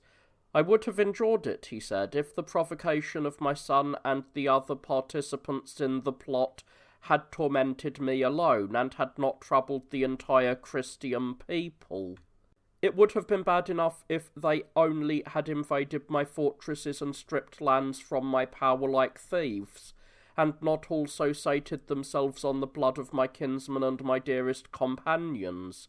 Behold, I sit here bereft of sons, while I suffer to have my son as my greatest enemy. Behold that one, whom I loved above all, and whom I raised up from his mediocre status to the highest level and greatest honour. He has turned my one son against me. Even this I could have borne if they had not introduced the enemies of God and man into this business. They have left my kingdom desolate, captured or killed my people, destroyed my fortresses, burned down my churches, and murdered my priests. The roads are now flooded with blood. The enemy of Christ now returns home, loaded down with my gold and silver, with which I enriched my son and son-in-law.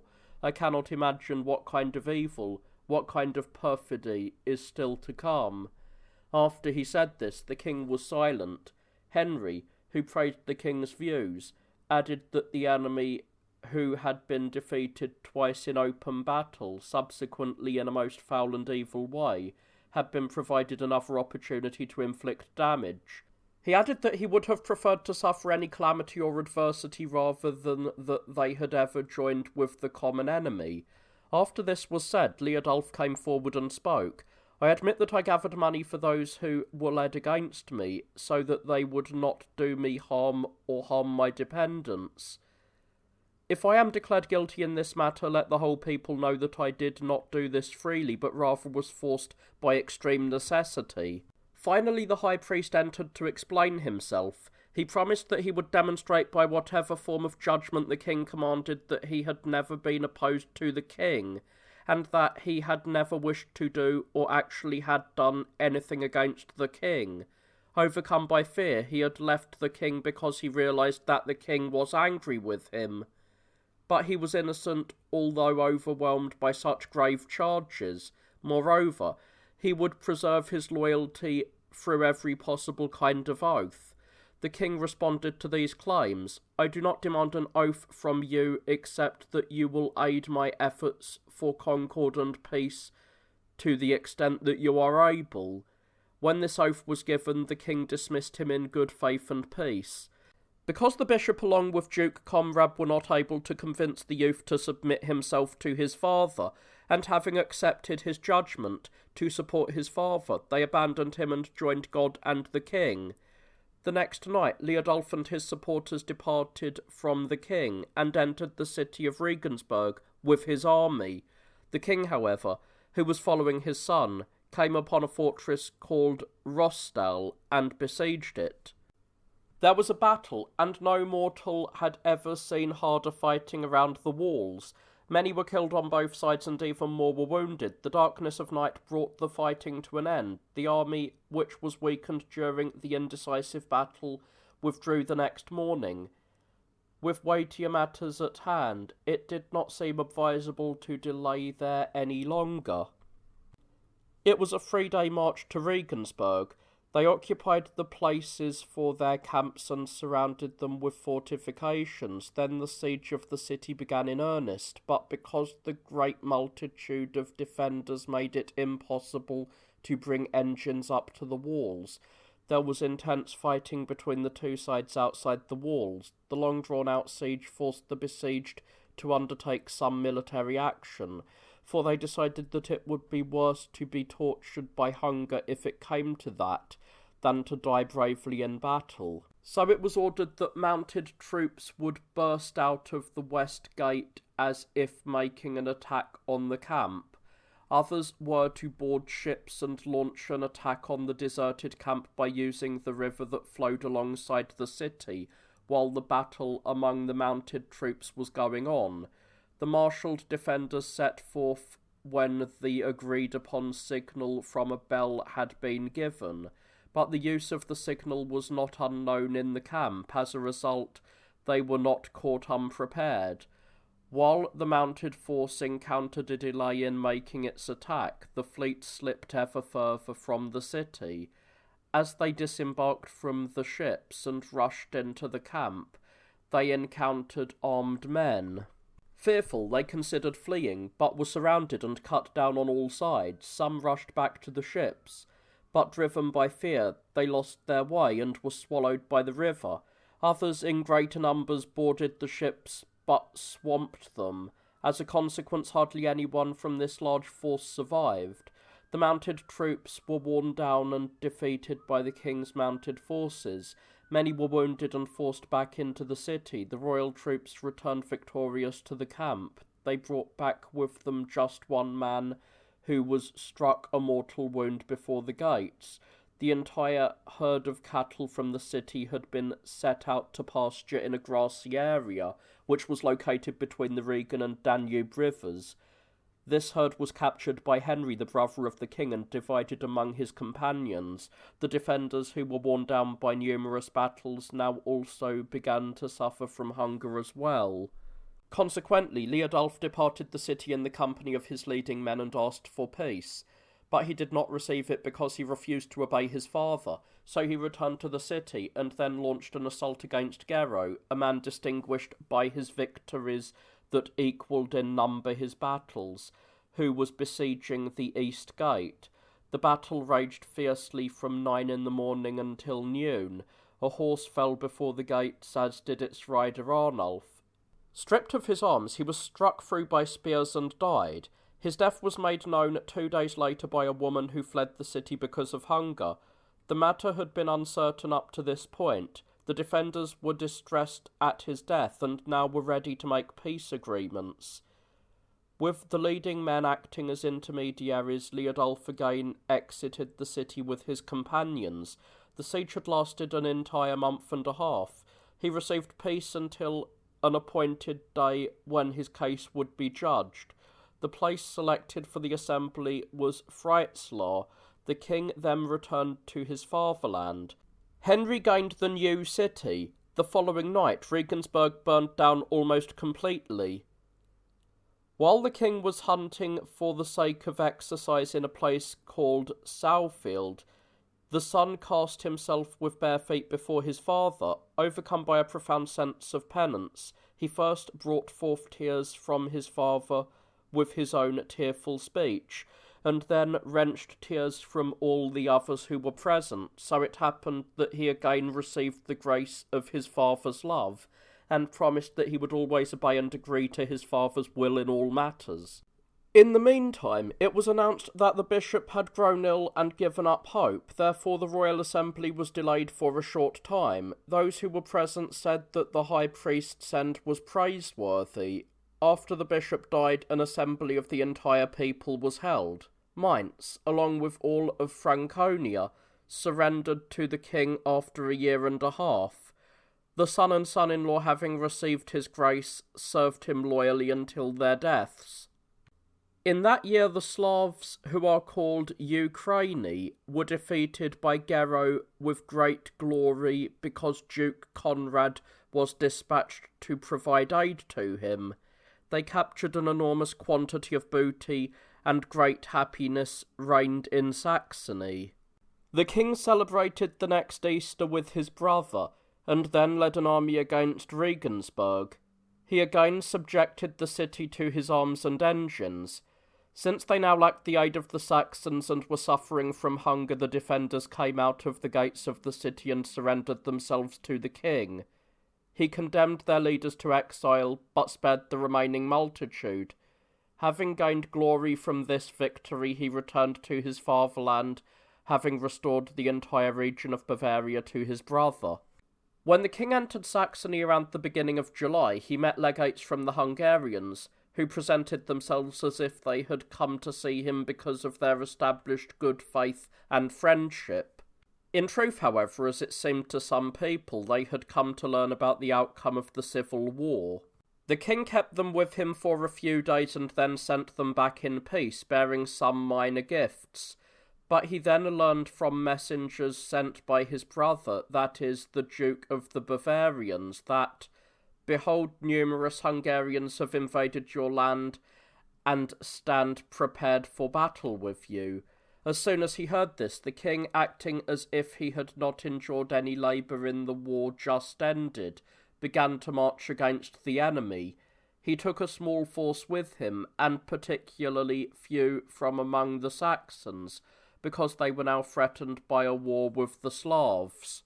He established his camp near the city of Augsburg and was joined by an army of Franks and Bavarians. Duke Conrad entered the camp with a powerful mounted force. The soldiers were cheered by his arrival and now did not wish to put off the battle, for Conrad was by nature bold. But what is even more rare among bold men, he also gave good counsel. Whether he went mounted into battle or on foot, he was an unstoppable warrior. He was solicitous of his companions in both peacetime and in war.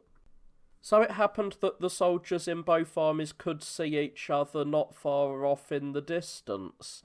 A camp-wide fast was called for, and everyone was ordered to prepare for battle on the next day. Rising at dawn the next day, they gave and received peace. Then the men promised under oath first to their commanders and then to each other that they would do their duty. Then, with their banners raised, they left the camp organised as if they were 8 legions. The army was led through uneven and difficult ground. Since our extensive formations were protected by tree cover, the enemy would not be able to have an opportunity to disrupt them with their arrows, which they used with deadly results.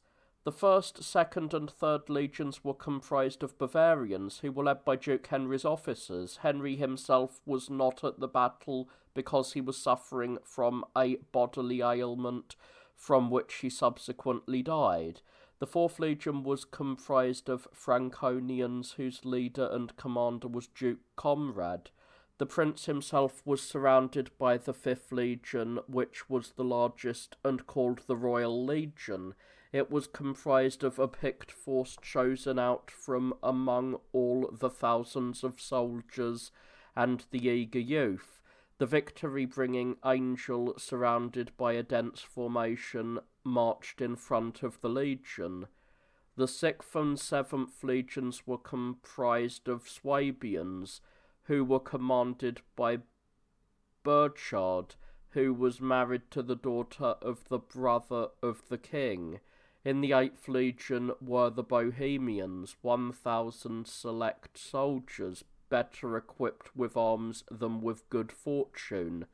All of the baggage and equipment also was with this legion, because the rearmost position was supposed to be the safest place, but matters turned out differently than they thought. For the Hungarians did not delay in crossing the Lech River. Coming behind our army, they began to assault the last legion with their arrows. Then they attacked with a great shout. After killing some and capturing others, they seized the entire baggage train. They forced the remaining armed men of the legion to flee. They attacked the 7th and 6th legions in a similar manner. They killed many of the men and forced them to turn to flight. However, when the king realised that the battle was going against him and that the battle line right behind him was being threatened, he dispatched the Duke with the 4th Legion, who recovered the captives, regained the booty, and overwhelmed the thieving forces of the enemy. Duke Conrad then returned to the king under his conquering banners, and it was an amazing thing to the veteran soldiers, accustomed to the glory of victory, that Conrad had achieved this triumph with new troops, who had so little experience of war. While these events were going on in Bavaria, Theodoric fought with mixed luck against the barbarians. While attempting to capture one of their strongholds, Theodoric pursued the enemy up to the entrance of the gate, forcing them inside the wall. He captured the fort and burned it. All of those who were outside the walls were either captured or killed. He returned when the fire died out. Half of his soldiers crossed through a swamp that was adjacent to the fort. When the Slavs realised that our men were in a tight spot because of the difficulty of the terrain, and that they did not have enough men to fight, and did not have anywhere to flee, they attacked our men from the rear with a great shout. They killed about 50 of our men, and the remainder of our force shamefully fled. Meanwhile, a great fear invaded all of Saxony because of this reverse, and there was also concern about the king and his army. Additional unusual portents also terrified our people. Churches in many places were struck by powerful storms that terrified those who saw or heard them. Religious of both sexes were killed by lightning strikes. Many other things happened at that time about which it is horrible to speak, so we will pass them over. The king, realizing that the entire weight of the battle had turned against him, addressed his companions in the following manner in order to encourage them. You can see for yourselves, my soldiers, that it is our task to be of good spirit in this time of difficulty. You face an enemy that is not far off, but rather positioned directly before us. Up to now, I have always employed your energetic hands and ever victorious arms beyond my lands and empire, and everywhere I have conquered. Should I now flee in my own land and my own kingdom? I know that we are overmatched in numbers, but not in strength and not in our arms. We know that most of them are completely lacking in armour. What is of even greater consideration to us, they lack the aid of God.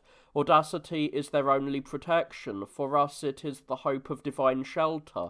It would be shameful for us, who are now the lords of almost all of Europe, to surrender to the enemy. It is better to die gloriously in battle, my soldiers, if this should be our end, than to live as slaves subject to our enemies, or rather that we suffer torture like evil beasts. I would say more, my soldiers, if I believed that I could increase the strength and boldness of your spirits with words. But let us begin this conversation with swords rather than with words. After he had spoken, the king raised up his shield and the holy lance. He was the first to turn his horse towards the enemy, fulfilling his duty as the bravest of the soldiers and the best of the emperors. The bravest of the enemy at first resisted, but when they saw that their companions had fled, they stood stunned, and then were killed as our men mixed among them. Some of the others, as their horses grew tired, entered nearby settlements. They were surrounded by armed men and were burned along with the buildings. Others swam across the nearby river, but the higher bank on the opposite side did not permit them to climb up, so they were enveloped by the river and died. The same day their camp was captured and all of the captives were recovered. On the second and third day, the remaining multitude was utterly destroyed by the nearby strongholds. None, or only very few, of them escaped. But the victory over this savage people was not without some cost in blood. Duke Conrad, who certainly fought bravely, became overwhelmed by the passion of his spirit and the heat of the sun, which was quite excessive that day. So when he loosened the clasps of his helmet and sucked in air, he was struck by arrows and died from a wound in his neck. At the king's order, his body was gathered up honourably and carried to Worms. Here the man, who was great and renowned for every virtue of his spirit and body, was buried to the mourning and weeping of all of the Franks. 3 leaders of the Hungarian people were captured and led before Duke Henry. They were sentenced to a bad death, which they deserved, for their necks snapped from being hanged. The king, made glorious by this celebrated triumph, was named Father of the Fatherland and Emperor by his army. Then he decreed that worthy honour and praise be given to God in every church. He had word of his triumph sent by messenger to his sainted mother, and then with great happiness and joy he returned to Saxony as a victor, and was received most warmly by his people. No king in the 200 years before him had celebrated a victory of this size. The Saxons had not been present at the battle with the Hungarians, having been held in reserve for the battle against the Slavs. As recorded above, Wichman was confined inside the palace when he was unable to justify his actions against his paternal uncle.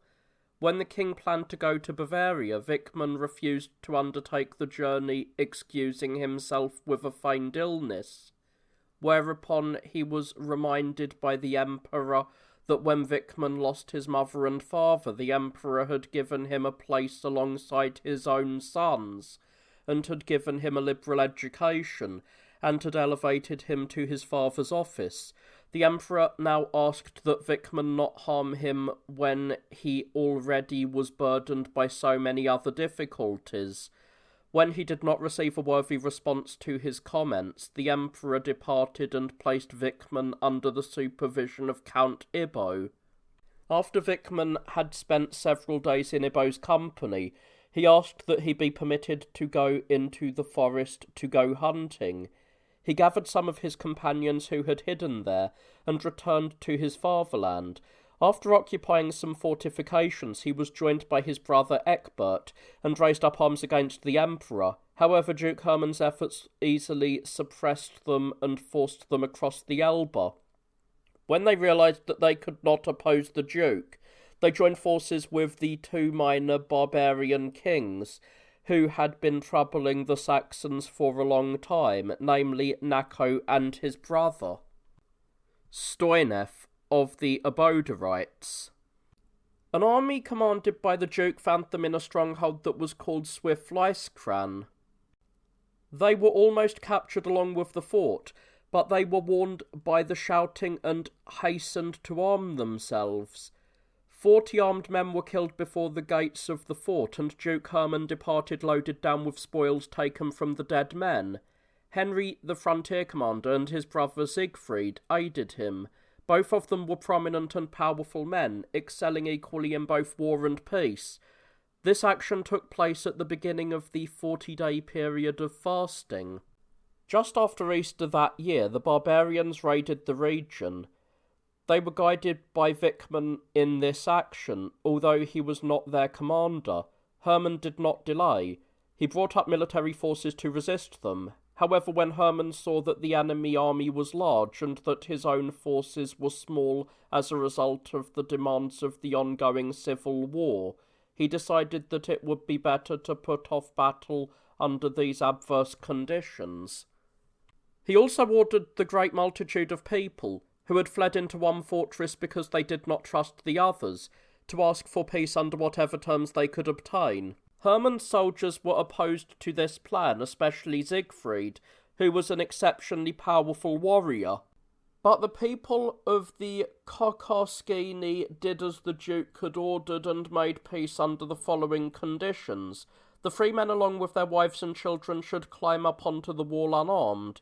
They were to leave behind all of their slaves and other goods in the middle of the fort for the enemy. However, when the barbarians rushed into the stronghold, one of them recognized the wife of a certain free man as his slave. When the barbarian tried to seize her from the hands of the man, the barbarian was struck and then shouted that the agreement had been broken by the Saxons.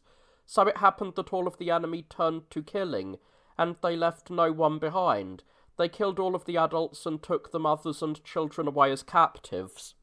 The Emperor, who was eager to avenge this evil deed now that he had achieved victory over the Hungarians, invaded the lands of the barbarians. He took counsel regarding the Saxons, who had conspired with the Slavs, and judged it fitting that Wichmann and Ecbert be declared public enemies. However, he would spare the others in so far as they were willing to return to their own people. A legation from the barbarians was present announcing that they wished to pay tribute in the customary manner, but that they wished to have the dominant position among the other people of their region. Under these conditions they wished peace, otherwise they would fight for their liberty. The Emperor responded to them in this manner. He had no desire to deny them peace, but under no circumstances could he give them peace unless they purged themselves in an honourable manner of the injury they had caused, and provided compensation. The Emperor then led an army throughout their lands, burning and devastating everything until finally establishing his camp along the Recknitz River, which was very difficult to cross because of the swamps. Here the army was surrounded by enemies. From the rear the path was blocked by powerful trees that were defended by a force of armed men. Directly in front of them the river, the swamp adjacent to the river, and a huge army of Slav warriors blocked the work, as well as the path of the army. The army was bothered by other difficulties as well, namely sickness and hunger in equal measure. After operating under these conditions for several days, Count Gero was dispatched to the leader of the barbarians, who was called Stoinev, to give him a chance to surrender to the Emperor. The Emperor thus offered to receive him as a friend and not to test him as an enemy. Gero excelled in many areas. He was skilled in war and offered good counsel in peacetime matters. He was quite eloquent and very learned. He preferred to demonstrate his prudence through deeds rather than through words. He showed great energy in gaining wealth, and generosity in giving it away, but best of all, he showed zeal for the worship of God. Therefore the frontier commander greeted the barbarians over the swamp and the river, which was adjacent to the swamp. A Slav responded to him similarly. The frontier commander then addressed him in the following manner: "It would be enough if you waged war against one of the servants of my lord, and not against my lord king himself. What kind of army do you have that you would presume to do such a thing? If you have any strength, if you have the skill, if you have sufficient bravery, give us room to cross over to you. Or do you wish to cross over to us, so that the strength of the fighters might be seen on even ground?" But the Slav raged at him in the barbarian way, and, vomiting out curses, mocked Gero, the emperor, and the whole army, knowing that they were burdened by many problems. Gero, who grew angered by this because he had such an ardent spirit, said, "Tomorrow the day will make clear whether you and your people are strong or not.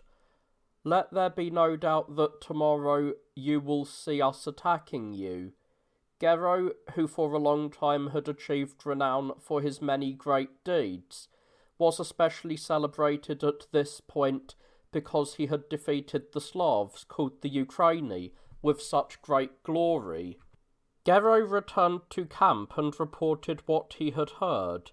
The emperor, who rose while it was still night, ordered that bows and other machines be deployed for battle, as if he wished to cross over the river and swamp in force. Following the warnings of the previous day, the Slavs did not think that this preparation boded anything else, so they prepared for battle, defending the path with all of their forces. But Gero, along with his allies, the Ranen, travelled almost a mile downstream from the camp without the enemy realising it, and quickly constructed 3 bridges.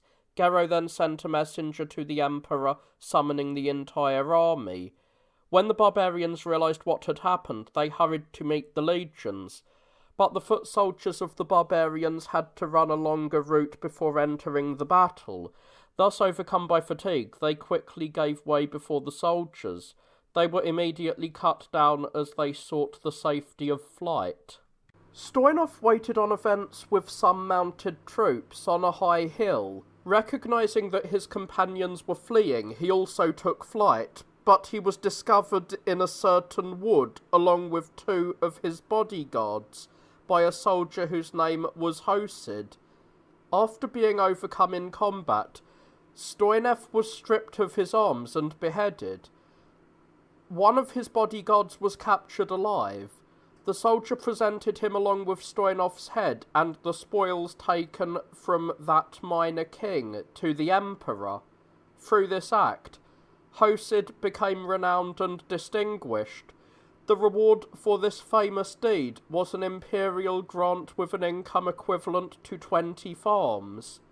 That same day the enemy camp was attacked and many men were killed or captured. The killing went on far into the night. The next morning the head of this minor king was placed in a field. Around it 700 prisoners were beheaded. The eyes of his advisor were torn out, as was his tongue. He was then left helpless in the midst of the corpses.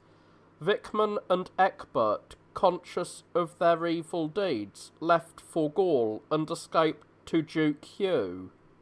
The emperor, who had attained fame and glory through his many victories, awakened both fear and support among many kings and peoples. As a consequence, he received many emissaries from the Romans, Greeks, and Saracens. Through them came a wide range of gifts, golden and silver vessels, bronze works that were distinguished by an amazing variety of types, glass vessels and even ivory vessels, all manner of rugs, balsam, every kind of dye, and animals never before seen by the Saxons. These included lions, camels, apes, and ostriches. The hope of all Christians everywhere rested in him. However, when Leodulf, the son of the emperor, wished to preserve his loyalty to his friends, he departed his fatherland and went with them into Italy. After operating there for almost an entire year, he died. His death inflicted a heavy loss on the entire empire of the Franks. His funeral was arranged with all due honour by his soldiers.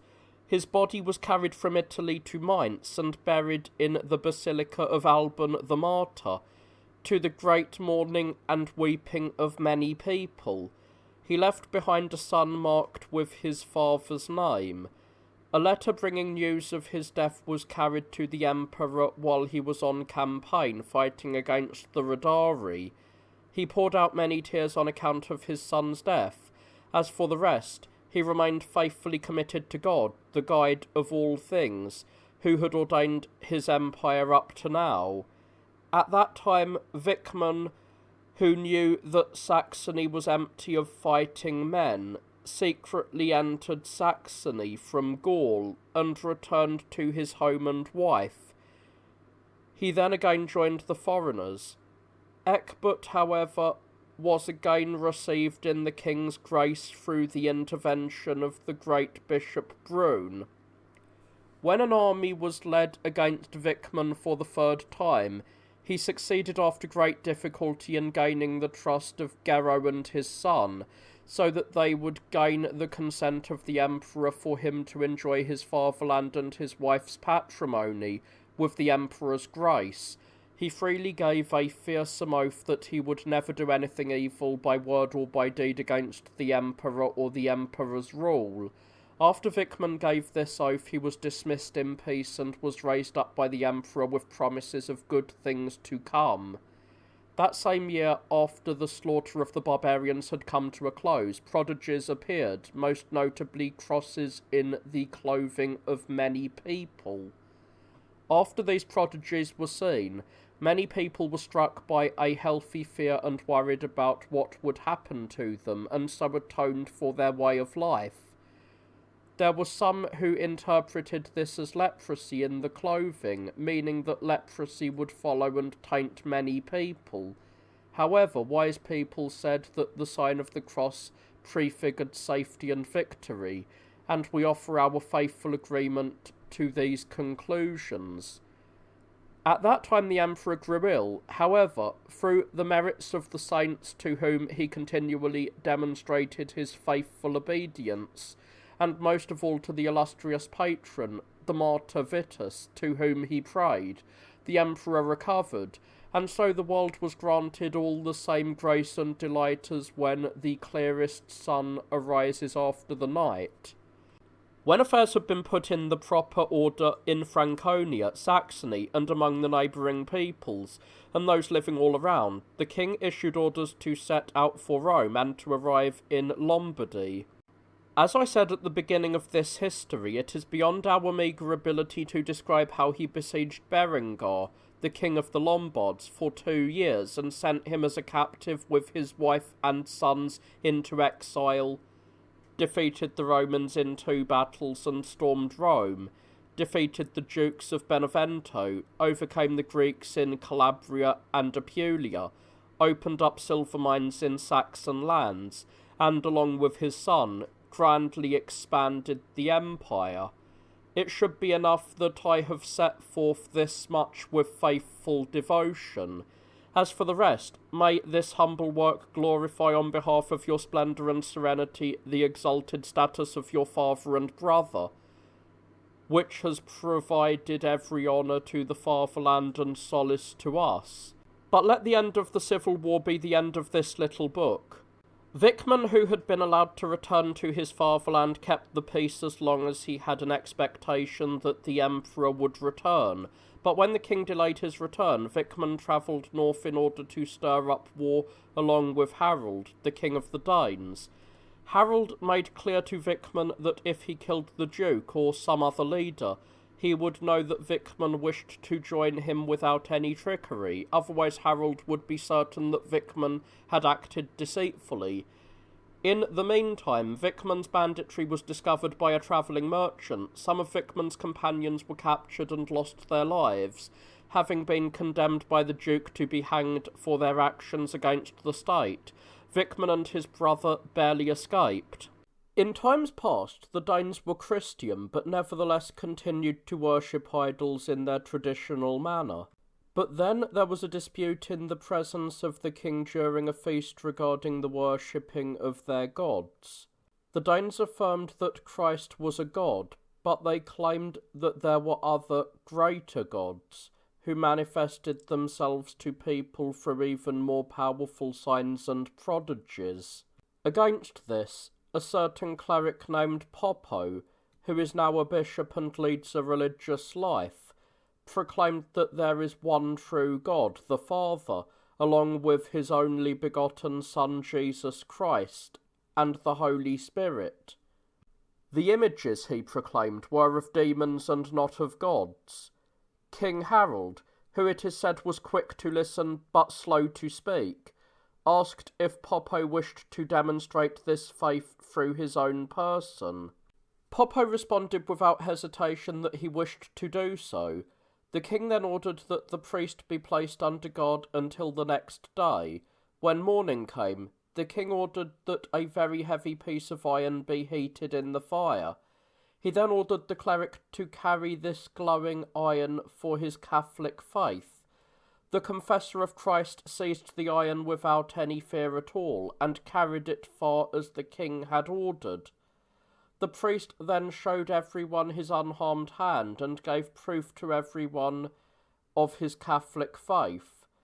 As a result, the king became a Christian and decreed that God alone was to be worshipped. He ordered all of his subjects to reject idols and gave all due honour to the priests and servants of God. But these events also are to be ascribed to the virtues and merits of your father, by whose efforts the churches and orders of priests shined forth in these regions. Not unmindful of his oath, when Count Gero saw Wichman had been accused, and recognised that he was guilty, he released him back to the barbarians from whom he had acquired him. They happily received Wichman, who then wore down the barbarians, who lived even further away with numerous battles.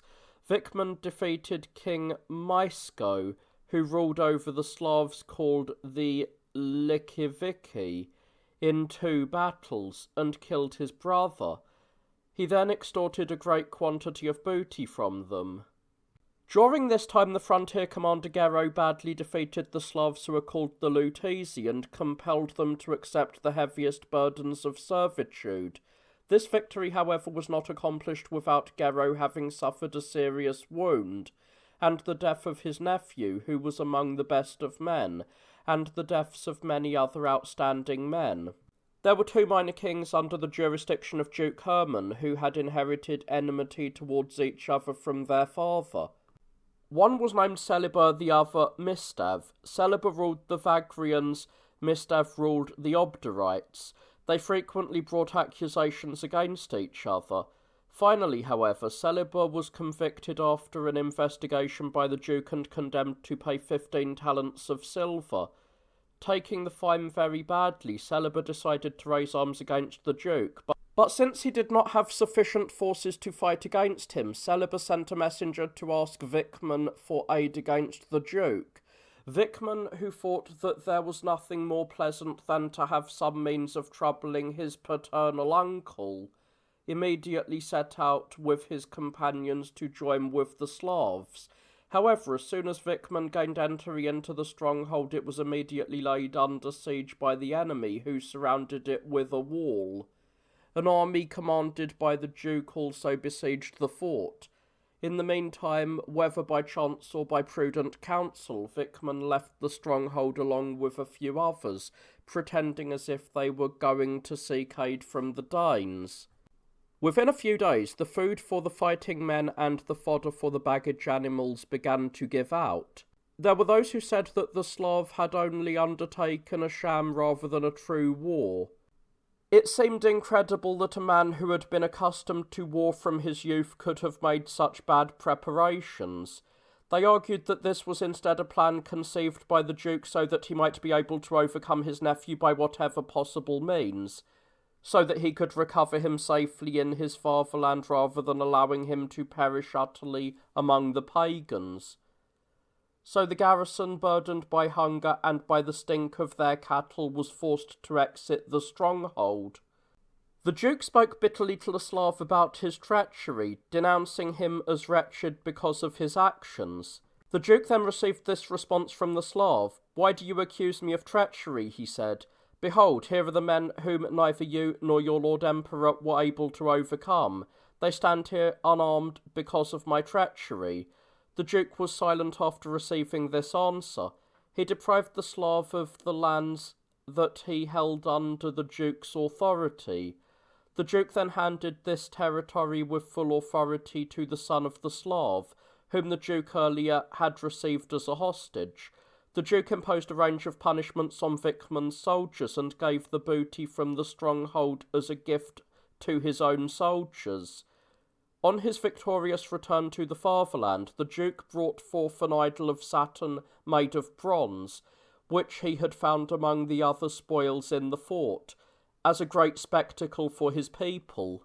When Wichman learned that the fort had been captured and that his companions had been punished, he went east and again joined with the pagans. He took up with the Slavs called the Walarini, who wished to wage war against Mysko, the friend of the Emperor, something that was not hidden at all from Mysko. Consequently, Mysko sent a request to King Boleslav of the Bohemians, who was his father-in-law, and received 2 units of mounted troops from him. When Wichman led his army against Mysko, the latter first dispatched his foot soldiers against him. However, at the Duke's order, they gradually withdrew before Wichman, so that he was pulled even further from his fortified encampment. Then, when Mysko had sent his mounted troops to attack from the rear, he used a signal to order the foot soldiers, who had been withdrawing, to advance against the enemy. When he was being pressed from the front and from the rear, Wichman attempted to flee. But he was accused of betrayal by his companions. Although he had convinced them to go into battle, when it became dangerous, he did not hesitate to try to flee on his horse. After being forced to dismount, Wichman joined with his companions on foot and entered the battle. He fought very bravely that day, defended by his armour. The next morning, worn down by hunger and the long road that he had travelled, fully armed, through the entire night, he and a few others entered a building belonging to some man.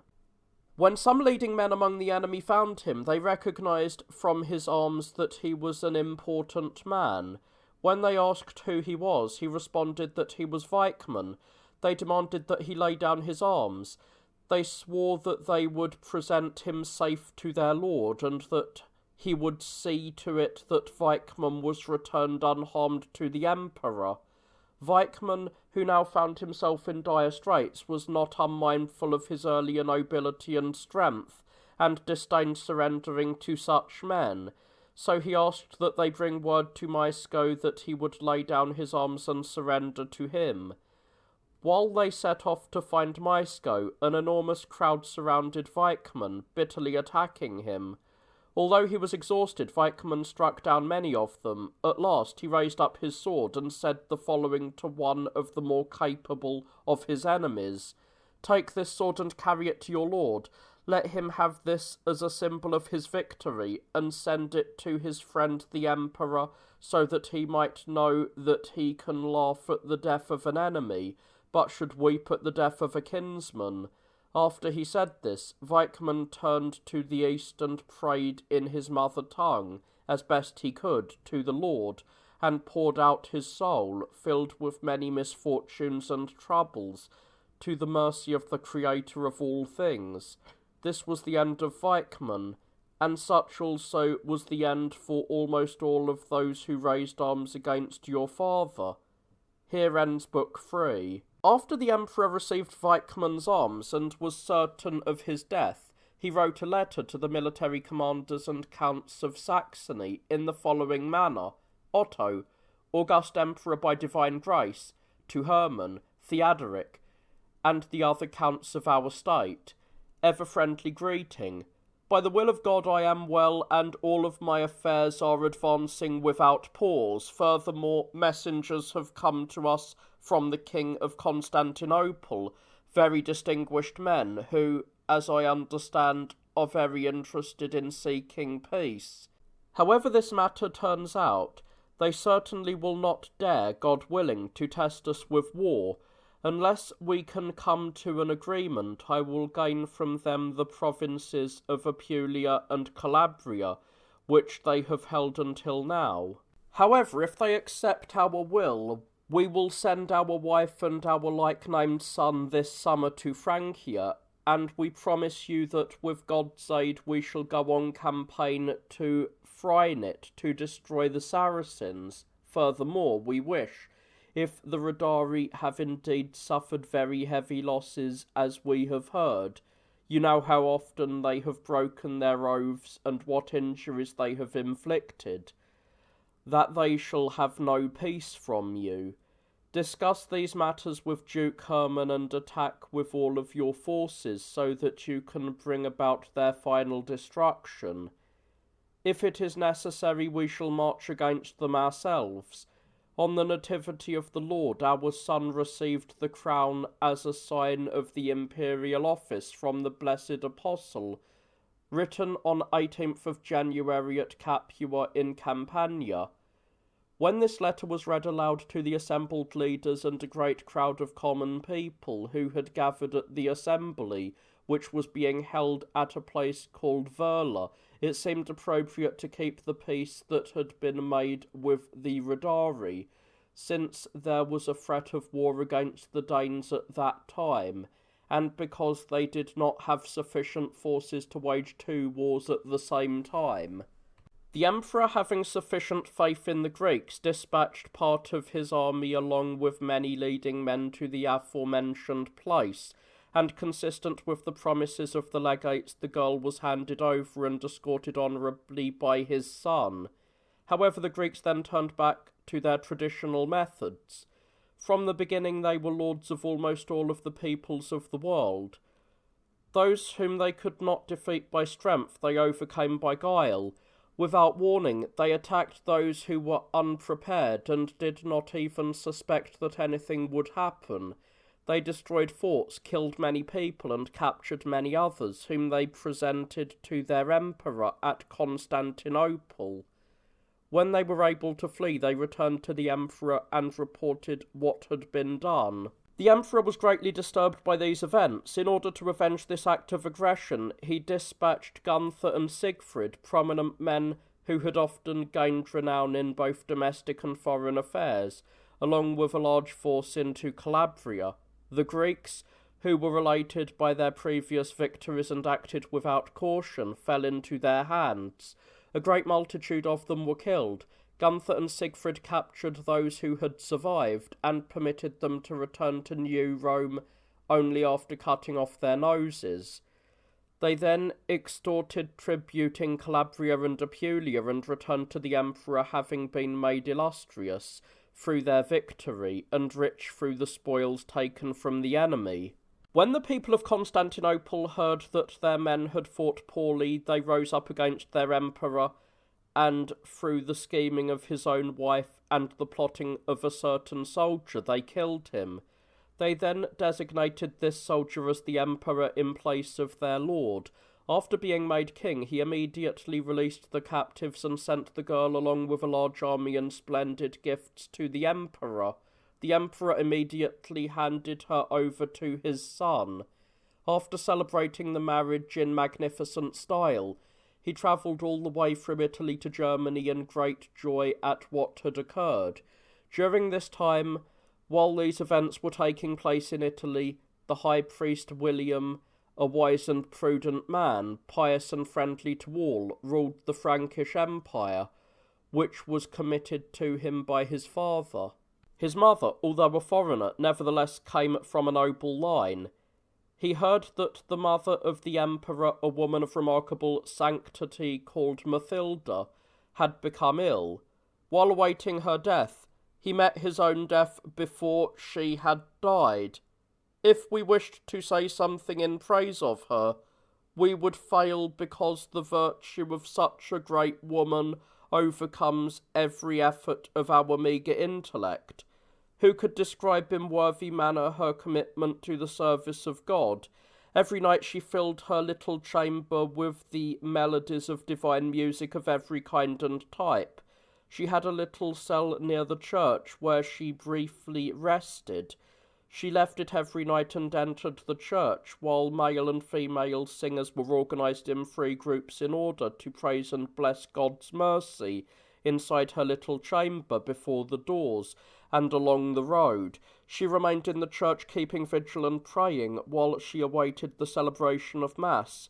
Whenever she heard that there were sick people nearby, she visited them and offered what they needed. She extended her hand to the poor. She generously received the ever-present visitors. She never sent anyone away without a kind greeting, and almost no one departed without some small gift or some help that he needed. She often sent necessities to travellers whom she saw in the distance from her little cell. Although she was very humbly engaged in works of this type day and night, she did nothing that would diminish the honour of the king. As it is written, although she sat as a queen with the people standing all around, she was always and everywhere a consoler of those in mourning. She instructed the household servants, both men and women, in a variety of skills, and also taught them letters. She herself knew her letters, which she had learned very well after the death of the king. If I wished to list all of her virtues, I would run out of time. Even if I had the eloquence of Homer or Marrow, this would still not be enough. She returned her soul to Christ on the 14th of March, full of years, replete with every honour and filled with good works and charity, after distributing all of her royal wealth among the servants and maidens and paupers of God. During this period, Bernard, who was also praised by all the people as the most worthy priest of his age, also had his last day. Let no one condemn us for having revealed their pious reputation, since we have not succumbed to the danger of veering from the truth. For we have heard from a certain hermit that he saw, whether in spirit or in clear sight we do not know, the soul of the queen and of the bishop being carried up to heaven with unspeakable glory in the company of an infinite multitude of angels. When the emperor heard about the death of his mother and his son and of the other important men, for Gero, that great and powerful man, had already died, he decided to break off his campaign against Fraenit. Then, after putting affairs in Italy in order, he returned to his fatherland. He was agitated by a report that many of the Saxons wished to rebel, but since it would not serve any purpose, we do not believe it is worthwhile to discuss this further. So he departed from Italy with great glory, having captured the king of the Lombards, overcome the Greeks, and defeated the Saracens. He entered Gaul with his victorious forces, and there crossed into Germany, where he would celebrate the coming Easter in that famous place, Quedlinburg. A great multitude of diverse people gathered there and celebrated with great joy the return of the father along with his son. Remaining there for not longer than 17 days, he then departed to celebrate the accession of the Lord at Mersburg. However, his journey through this region was a sad one because of the death of the great man Duke Herman, who left to his fellow men an eternal memory of his prudence, justice, and remarkable vigilance in internal and external affairs. Thereafter the king received legates from Africa who were waiting for him with gifts worthy of his royal status, and had them stay with him. On the Tuesday before Pentecost, he came to a place called Memelburn. The following night, as was his custom, he rose from his bed at the break of dawn and participated in the night and morning prayers. After this he rested for a short time. Then, following the celebration of Mass, he made some offerings, as was his custom, to the poor. He then ate a little bit and again rested in his bed. When it was time, he got up happy and cheerful and took his place at the table. He was present through the completion of the office of Vespers, but while the canticle of the evangelist was being sung, he began to grow feverish and tired. When the leading men, who were standing near, understood what was happening, they laid him down on a bench. His head was drooping as if he was already dead, but they revived him. After he sought and received the sacrament of the divine body and blood, he gave over his final breath to the mercy of the Creator of all things without a groan, and at peace, to the sounds of the divine office. He was carried into his bedchamber. Although it was now late, his death was announced to the people. The people said a great deal in praise of him, and remembered that he had governed his subjects with paternal mercy, and had freed them from their enemies.